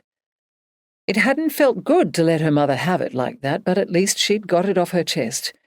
It had been a long time coming. After 10 minutes, she finally asked, Aren't you going to say something? I'm not sure what to say. How about well done for standing up for yourself? Jake considered that for a moment. You didn't stand up for yourself. You attacked your mother in front of all of us. It was cruel. It was embarrassing. And your poor father. Stunned, Emily looked at him and then turned towards the window. Tears welled. When they got home, Jake made no move to get out of the car. I'm going into town to check the mail. Emily stayed put. Emily, please. We'll discuss it later, but right now I'm too disappointed to even look at you. Why? She's your mother, Emily. You might not like some of the things she says and does, but she's the only one you've got. Don't you dare play the "at least you've got a mother" card. It's the truth. I'd give anything to have my mum to call or visit. Well, you're welcome to Enid. I don't want any child of mine going through what I have, feeling like I have. And I don't want my child not having a close relationship with their grandparents. So, we have a problem. We certainly do, Emily said. And if you think I'm just going to fall on my sword and apologise after finally standing up for myself, you've got another think coming. She ripped the door open, got out, and slammed it shut behind her. Chapter 39. Inside the house, Emily busied herself with baking a cake, hoping the noise of the beaters would distract her from her anger. She desperately wanted to phone Barbara and offload, but she was terrified that her friend might side with Jake. Is it possible that I went too far? No. She assured herself she was in the right, but she still didn't pick up the phone. Barbara had enough on her plate without being subjected to more of Emily's issues with her mother. Oh, Gracie, Mummy's made a mess of things, she said to the dog, who was lying on the floor nearby. What should I do? She was just putting the cake in the oven and wondering how to distract herself next when there was a knock at the door. Coming, she called. It was Des. Emily was shocked to see how haggard and stooped he looked. His face was a dreadful grey colour. Guilt stabbed under her ribs like a twisted knife. Dad, come in, she said, hugging him tightly. I've just put a cake in the oven if you'd like to wait. She was so relieved to see him, to feel she had an ally. She almost burst into tears. I'm so sorry about before. I feel terrible that you had to hear that. Des broke the embrace and looked at her solemnly. Darling, I've got your mother in the car. Oh. I've been sent as the advance party to check you are home, since we can't see the car. Jake's gone off. He's upset with me. Oh, dear. Dad, if Mum's expecting an apology, she's going to be sorely disappointed. Whilst I regret losing my cool in front of you and Jake and embarrassing you, I stand behind what I said. You don't owe her an apology, Em. Thanks, Dad. I'd better put the kettle on. When she turned back from filling the kettle, Enid was standing in the doorway. Hello, Mum, she said. Emily? Enid said stiffly and walked into the kitchen, bypassing the air-kissing ritual. Emily almost shuddered in response to Enid's glacial stare. She could have sworn the temperature in the kitchen dropped 10 degrees. Tea, coffee, something else? Not for me, thank you, Enid said. Coffee, thanks, sweetheart, Des said. Emily's heart thudded hard as she prepared the mugs and delivered them to the table, the silence only broken by the loud plastic tick of the wall clock. Mother and daughter faced each other on opposite sides of the table, with Des between them at the end.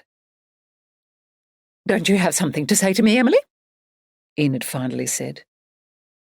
Emily tightened her grip on the handle of her mug, but said nothing.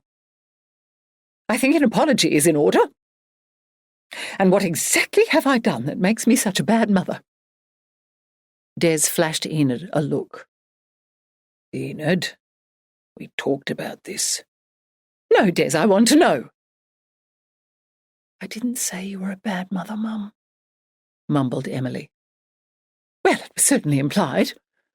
You attacked me in front of Jake and your father. I'd like to know why you hate me so much." "I don't hate you, Mum. I love you, but very often I don't like the way you treat me." "And what is it that I have done?" "I told you. You're not encouraging, you're not supportive. You're critical, you're always putting me down." "Examples, Emily. I need specific examples." "God, Mum, it's hard to give specific examples." "Well, try, Emily." "The house I moved into? You weren't supportive about that," she said a little desperately. "The place was a dump, only fit for vermin. Surely I'm entitled to my own opinion." "Of course you are. But it was my choice to move there. Can't you see how criticising my choices isn't very supportive?" "Am I such a bad mother for wanting better for my daughter? Now you're just sounding like a petulant child, Emily. I came here to find out why you think I've wronged you so badly that you would threaten to not let me see my grandchild." "Mum, it's more about the way you behave towards me," Emily said, tears of frustration filling her eyes. "How am I supposed to be a better mother if you can't tell me what I do that upsets you so much?" Emily wanted to beat her head against the table. This was just going around in circles. Enid would never see it. There wasn't an actual example she could cite without her turning it around to suit herself. You can't explain feelings. "You said I don't encourage you enough. I'm sure if I did, you would be complaining I push you too hard. I can't win either way. It's the curse of motherhood.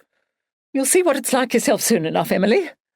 You're a well-adjusted, intelligent young woman, so I clearly didn't do too bad a job." "Then why are you so hard on me?" "I wasn't aware that I was. Perhaps I'm not as warm and demonstrative as you would like, but that does not make me a bad mother." "Do you know how awful it feels to always have your mother looking you up and down critically? To never feel good enough in her eyes, to never measure up?" Enid's mouth dropped open and she stared at Emily. "I do not." "You do, actually. All the time. And it makes me feel terrible." "Well, I certainly don't mean to. I think you're beautiful. Of course I do. You're my daughter. If anything, I'm a little envious of your lovely curves. I would have liked a bit more up top. And your complexion is so much better than mine. I wish I could get away without wearing makeup." So maybe Barbara was right when she said Enid was threatened by her. "And of course I'm proud of your achievements. Look at the way you got through John's funeral and moving back here. And you're about to start a business." "But you said it was a silly idea." "Well, maybe I was a little hasty. I thought you were taking on too much too soon with the farm and Jake and everything. And perhaps I was seeing it through my eyes. You're much younger and more energetic than me. If I'm being completely honest, and it seems I am," she said with a sad smile, "I'm probably a little overawed by your strength. Look at how well you've dealt with all the terrible things life has thrown you lately." A fine way to show it. But Emily kept her thoughts to herself. This was hard for her mother. She knew that. Enid really couldn't see how she'd hurt her, but maybe it was time for a truce. She'd just have to accept Enid for the way she was. "Thanks, Mum," she said with a faint smile. "Now, you two. Hug," Des said. "Properly." Emily and Enid both glared at him. Enid really didn't do hugging. "I insist. We're not leaving until you do." Emily got up, walked around the table, and opened her arms out wide. Enid stood up and embraced her, tentatively at first. And then she clutched on hard. Emily wrapped her arms around her mother. When was the last time they had hugged properly like this? Had they ever? Suddenly she felt Enid's shoulders begin to shake. Oh my God, she's crying. "I'm so sorry I've been a cold, critical mother.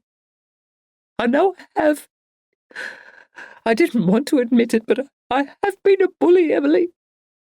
I've been trying to hide my own fears and insecurities by being cruel to you. Please forgive me, and please don't take my grandchild away." She sniffed. "It's okay, Mum," Emily said, hugging her even tighter. She found herself rubbing her mother's back, soothing her. "I'm sorry too. I shouldn't have spoken to you like that, in front of Dad and Jake." She felt bad about humiliating them and was glad to have apologized for it. It was just a pity Jake hadn't been there to hear it. If only he hadn't gone off in a huff. So much for good communication. Finally, Enid broke away. Emily was shocked to see just how broken she seemed. Her mother, the woman with the hard, brittle exterior that never wavered, looked absolutely shattered. She'd aged 20 years in the last 2 minutes, but somehow she'd never looked more beautiful. The lines down her face and the coldness in her eyes had softened. She grasped Emily's hands in both of hers.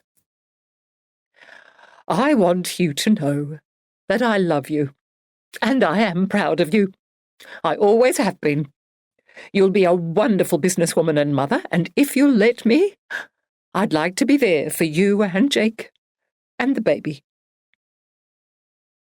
Emily could only nod and try to swallow back the tears. Des smiled at them.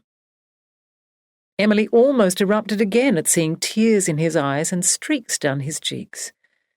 He held out the tissue box that usually lived at the far end of the table. Enid silently plucked a tissue from the box, and then Emily did. "Thanks, Dad." They sat back down. Emily felt exhausted, but leapt up when the timer on the oven sounded. "Who's for a slice of warm apple tea cake?"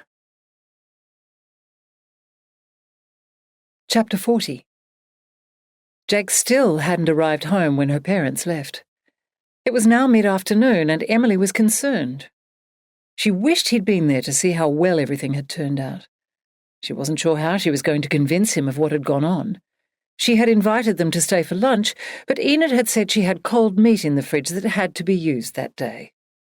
In the end, they had hugged goodbye. It seemed her mother now did hugging. She had just finished forming a batch of raw rissoles on a tray and slid it into the fridge for cooking later when she heard a car drive in. She started running through what she was going to say in her head, but she was in for a surprise. "Hi, honey, I'm home," came the voice from the back door.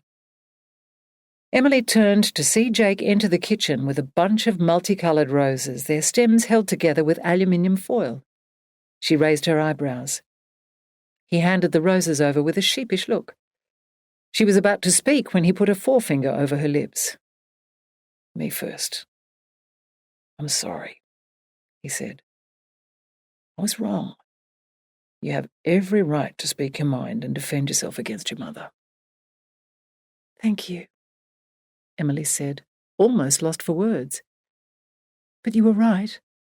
Not about what I said, I still stand by every word, but about the way I did it. I shouldn't have put you in that position. I'm sorry. They drew each other into an embrace, and Emily found herself sobbing again.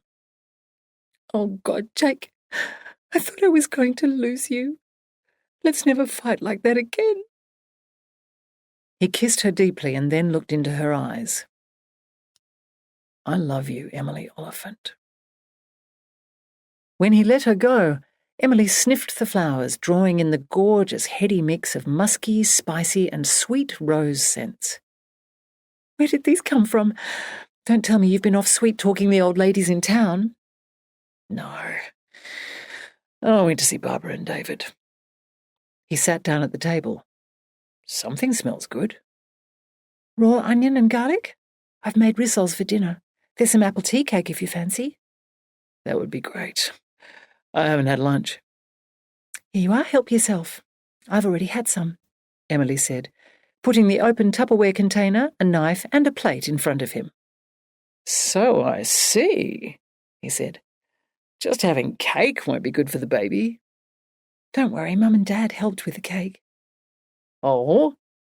He asked, raising his eyebrows. Not so fast, mister. I want to know why you've had a sudden change of opinion.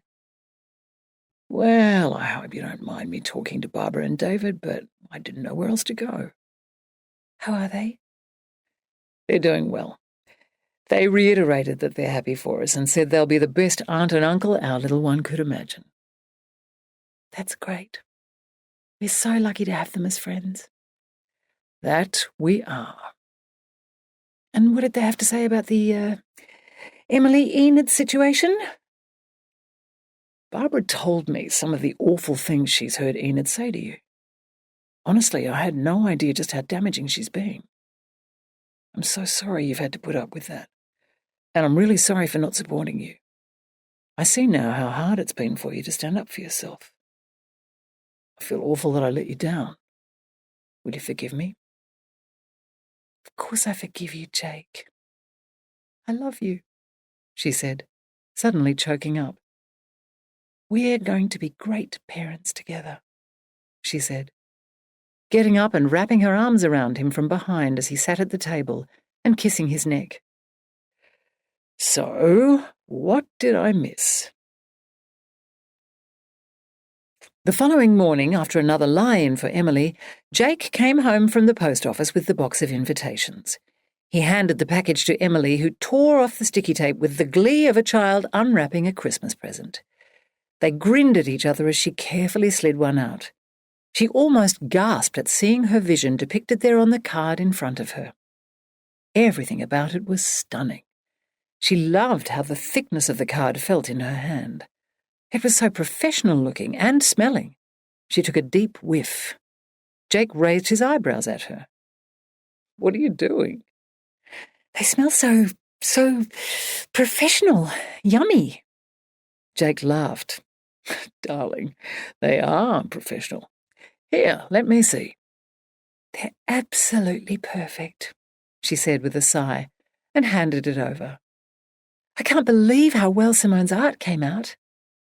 Emily and then Jake turned it over and around, carefully looking for any errors, and finally agreed they were free of typos. It was a cold, wet day, perfect for staying inside and enveloping and addressing the 250 invitations. They had just laid everything out on the table to operate a production line when they heard the whoosh of car tires on wet earth outside. Jack got up to investigate. Emily could hear David and Barbara's voices. "This looks like fun," Barbara said as she came into the kitchen, followed by Sasha and Grace. Jake and David had paused in the closed veranda. "Are those the invitations? How exciting!" "You're just in time to help," Emily said, hugging her friend. "Is everything okay with Jake again?" Barbara whispered into her hair. "Thanks to you," Emily whispered back, giving Barbara an extra tight squeeze. "I hope we didn't overstep the mark discussing it with him, but he—" "No, never. Not at all. I understand." "And what about Enid?" "You know, I think we might have turned a corner. She actually apologized to me." "Really?" "Yep. Really. It was good to get things out in the open. We'll see how long it lasts, but at least she seems to know the score now. That's amazing. I know. So how are you guys doing? I think about you every moment of every day. Thanks. We're taking it one step at a time. We'll get there. Sit, she said, pulling out a chair for Barbara. I was only kidding about putting you to work. I'll just move these out of the way. She started bundling everything up again. We're happy to help. What am I being roped in for? David asked, coming in and hugging Emily. We'll help them stuff the envelopes, label and stamp the invitations to the gallery opening, won't we? Of course, David said, sitting down. That's lovely of you, but not before you've had a cuppa. Don't mind our dog making herself at home, Barbara said with a laugh, nodding at where Sasha and Grace had curled up together against the wall. They only have themselves to blame for turning her into a house pet, David said. She's beautiful. We loved having her here, as did Grace, Emily said. She's been such a comfort, you've no idea. Emily smiled and nodded knowingly. She almost shivered at the memory of that first night in the baker's old, empty house after she'd left John. She'd been terrified. If it hadn't been for Grace, she might have seriously contemplated giving in and going back to him. They look great, David said, picking up an invitation from the top of the pile. Thanks, we're really happy with them, Jake said. How many are you sending? 250. Basically everyone we could think of. Wow, David said. The rule of thumb is you end up with around 1/3 attending. And since we're so far out in the sticks and lots of them are in Melbourne... Though we are putting an ad in the paper so no one feels left out, Emily cut in. Sounds good, David said. Who's doing the catering? Barbara asked. I've been meaning to speak to you about that. I thought you might like the fundraising opportunity for the CWA. There's no pressure, though. If you're not feeling up to cooking, that's fine. Or you could run it and delegate. Or not be involved at all. It's entirely up to you. I just wondered if you might want something to... I'd love to do it, Barbara said. Don't decide straight away. Take some time to think it through. There's always the bakery if it gets all too hard and the CWA can't or don't want to do it. Darling, we've spoken about this, David said quietly, putting his hand over his wife's. You can't be putting a Band-Aid over everything by making yourself so busy you can't think about it. You heard the counsellor. You have to be kind to yourself. Now might not be the right time, he added softly. At least let me think about it. It's over a month away and I'm getting better every day. Soon I'll probably be climbing the walls for something to do. And I do so love cooking. And you're so very good at it. But please don't feel pressured, Emily said. I won't. Promise? I promise. I'll let you know in the next few days. As they settled down with their hot drinks, Emily watched Barbara. She could practically see her brain churning with ideas for canapes, and she was suddenly looking more determined. It was good to see some animation back in her friend who had given her so much. So, Barbara said an hour or so later when they were busy enveloping and stamping, you haven't told us when the little one is due. Jake got the results of your blood tests the other day, didn't he? Emily nodded. And? Emily wasn't avoiding telling them, she was trying not to crack up laughing. Lucky you're sitting down, she said. Why? When is it? Christmas Day? Barbara laughed out loud. That's hilarious! Quite the gift for someone who doesn't do Christmas, David said, laughing. Nor do the Lonigans, really. It's terribly ironic, Jake said. Ha ha, even better. Oh, this is too funny. I tell you what, I'll let you off tinsel duty if you're in labour. Oh, you're so generous. But the poor kid having that date. Well, Missy, you shouldn't have been so anti-Christmas. It's a sign. Everything's a bloody sign, according to you. The problem is figuring out what the sign is a sign of. Sometimes these things are simply sent to entertain the rest of us. "This is just priceless," Barbara said, chuckling and shaking her head as she placed a stamp on an envelope and gave it a thump with her fist. "Now this is more like old times," Emily thought. A few days later, Barbara rang to say she would be honoured to do the food for the launch on behalf of the CWA. She had already spoken to Thora Stratton, who was also thrilled to be involved. And Emily wouldn't have to hire glasses because between the Bowls Club and CWA, they'd be able to secure plenty. "I know this sounds way out of the box," Emily ventured.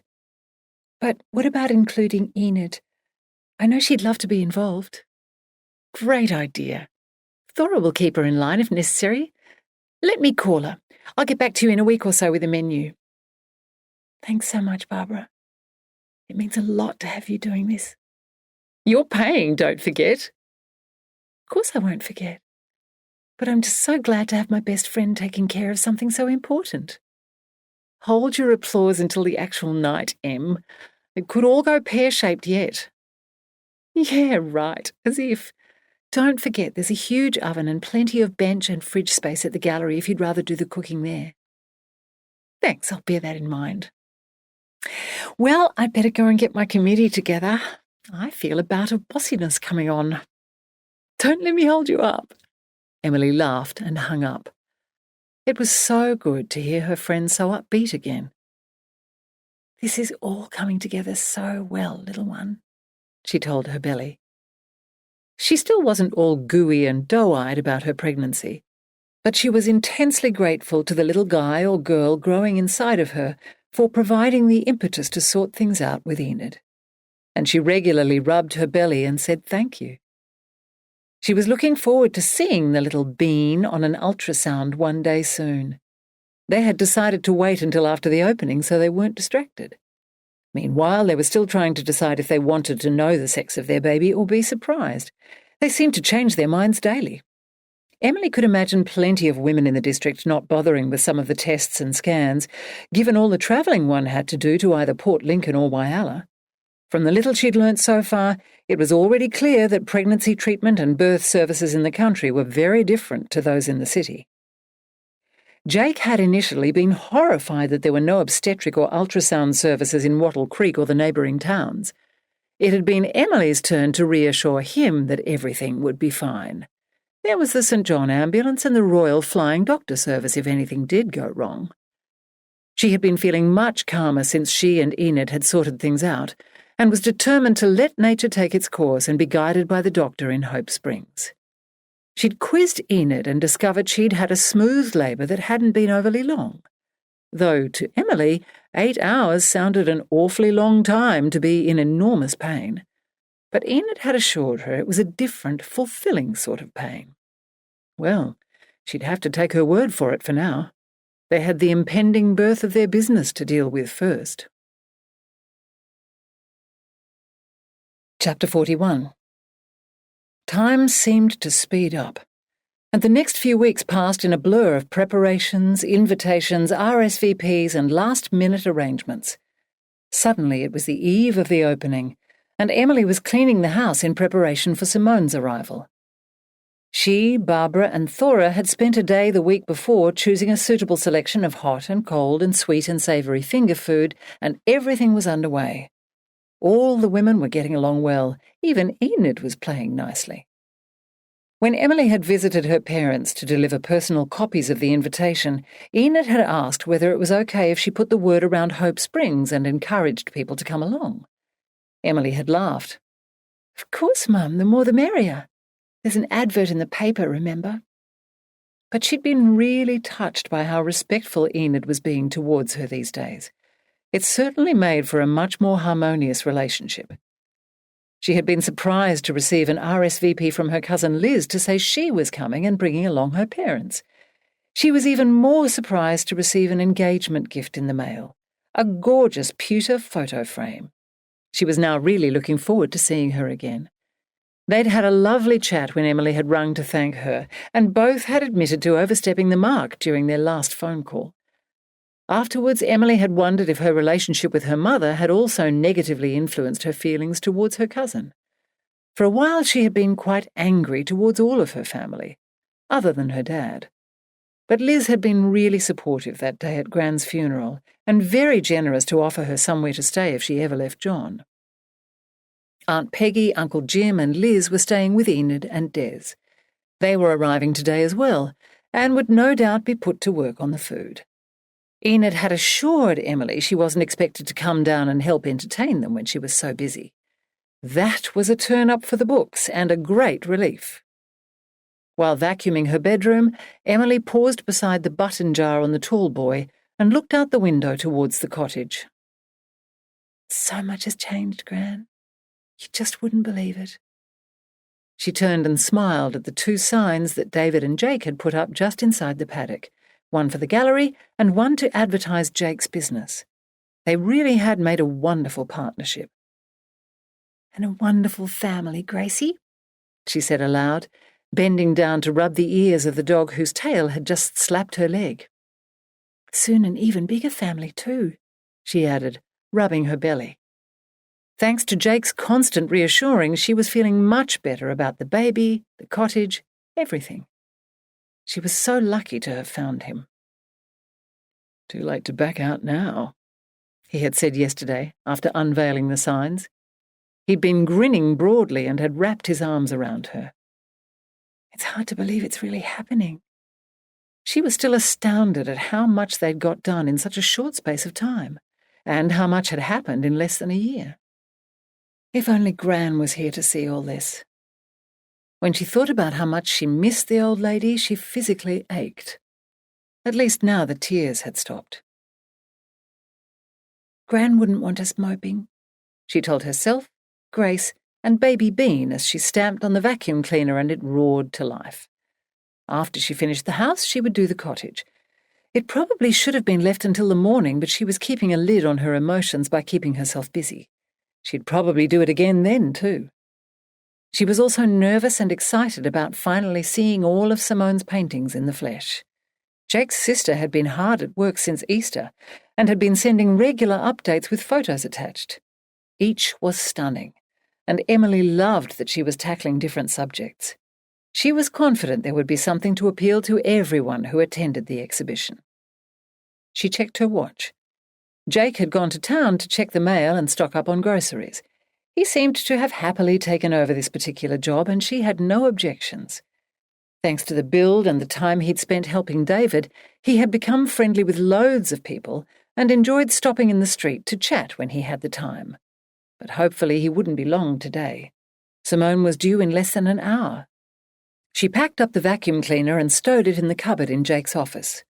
At Jake's suggestion, they'd got a second machine for the cottage. Better to have the place self-contained right from the start than be dragging things back and forth, he'd said. They had decided Emily would just open on the weekends and see how that went for a start. They hadn't put opening hours on the sign, but a smaller panel swung beneath the main sign to state whether the gallery was open or closed. Jake's graphic designer had organised the website and Jake had done a Facebook page, so people could check without driving past.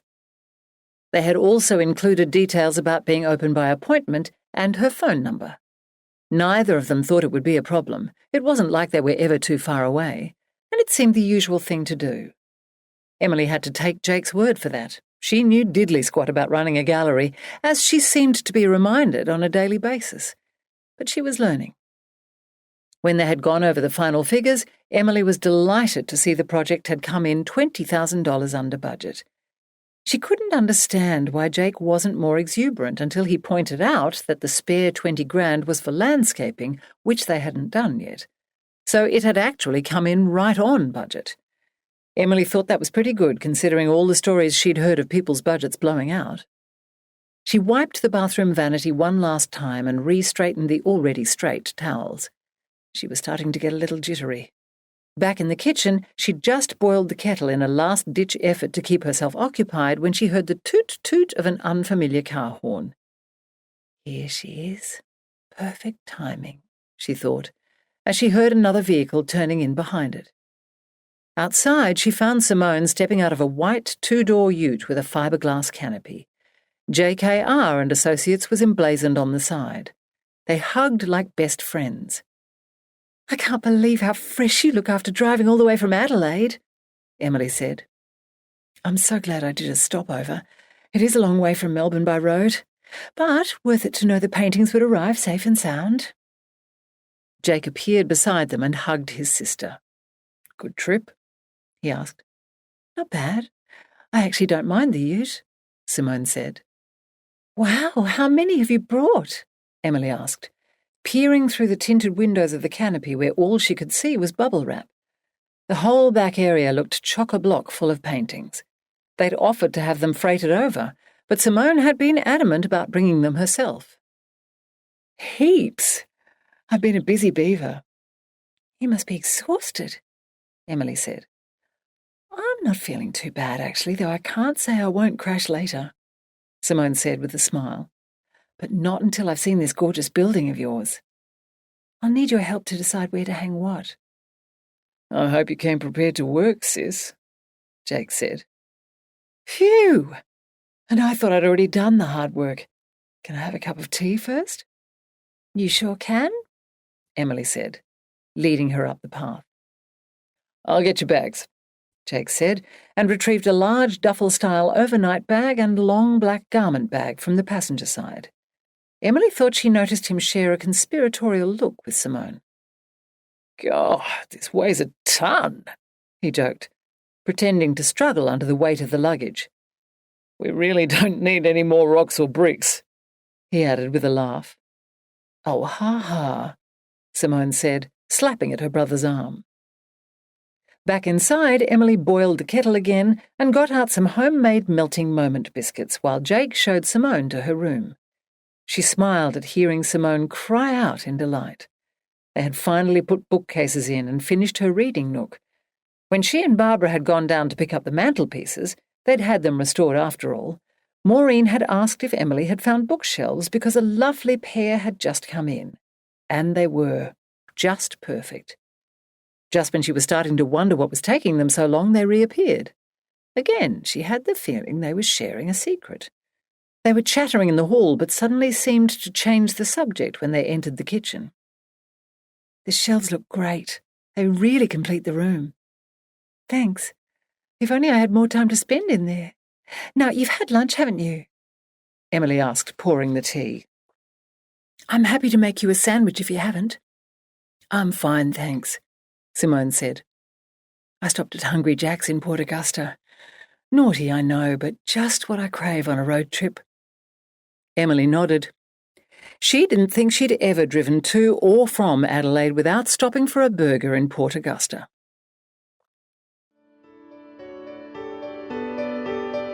This is the end of CD 9. The book continues on CD 10.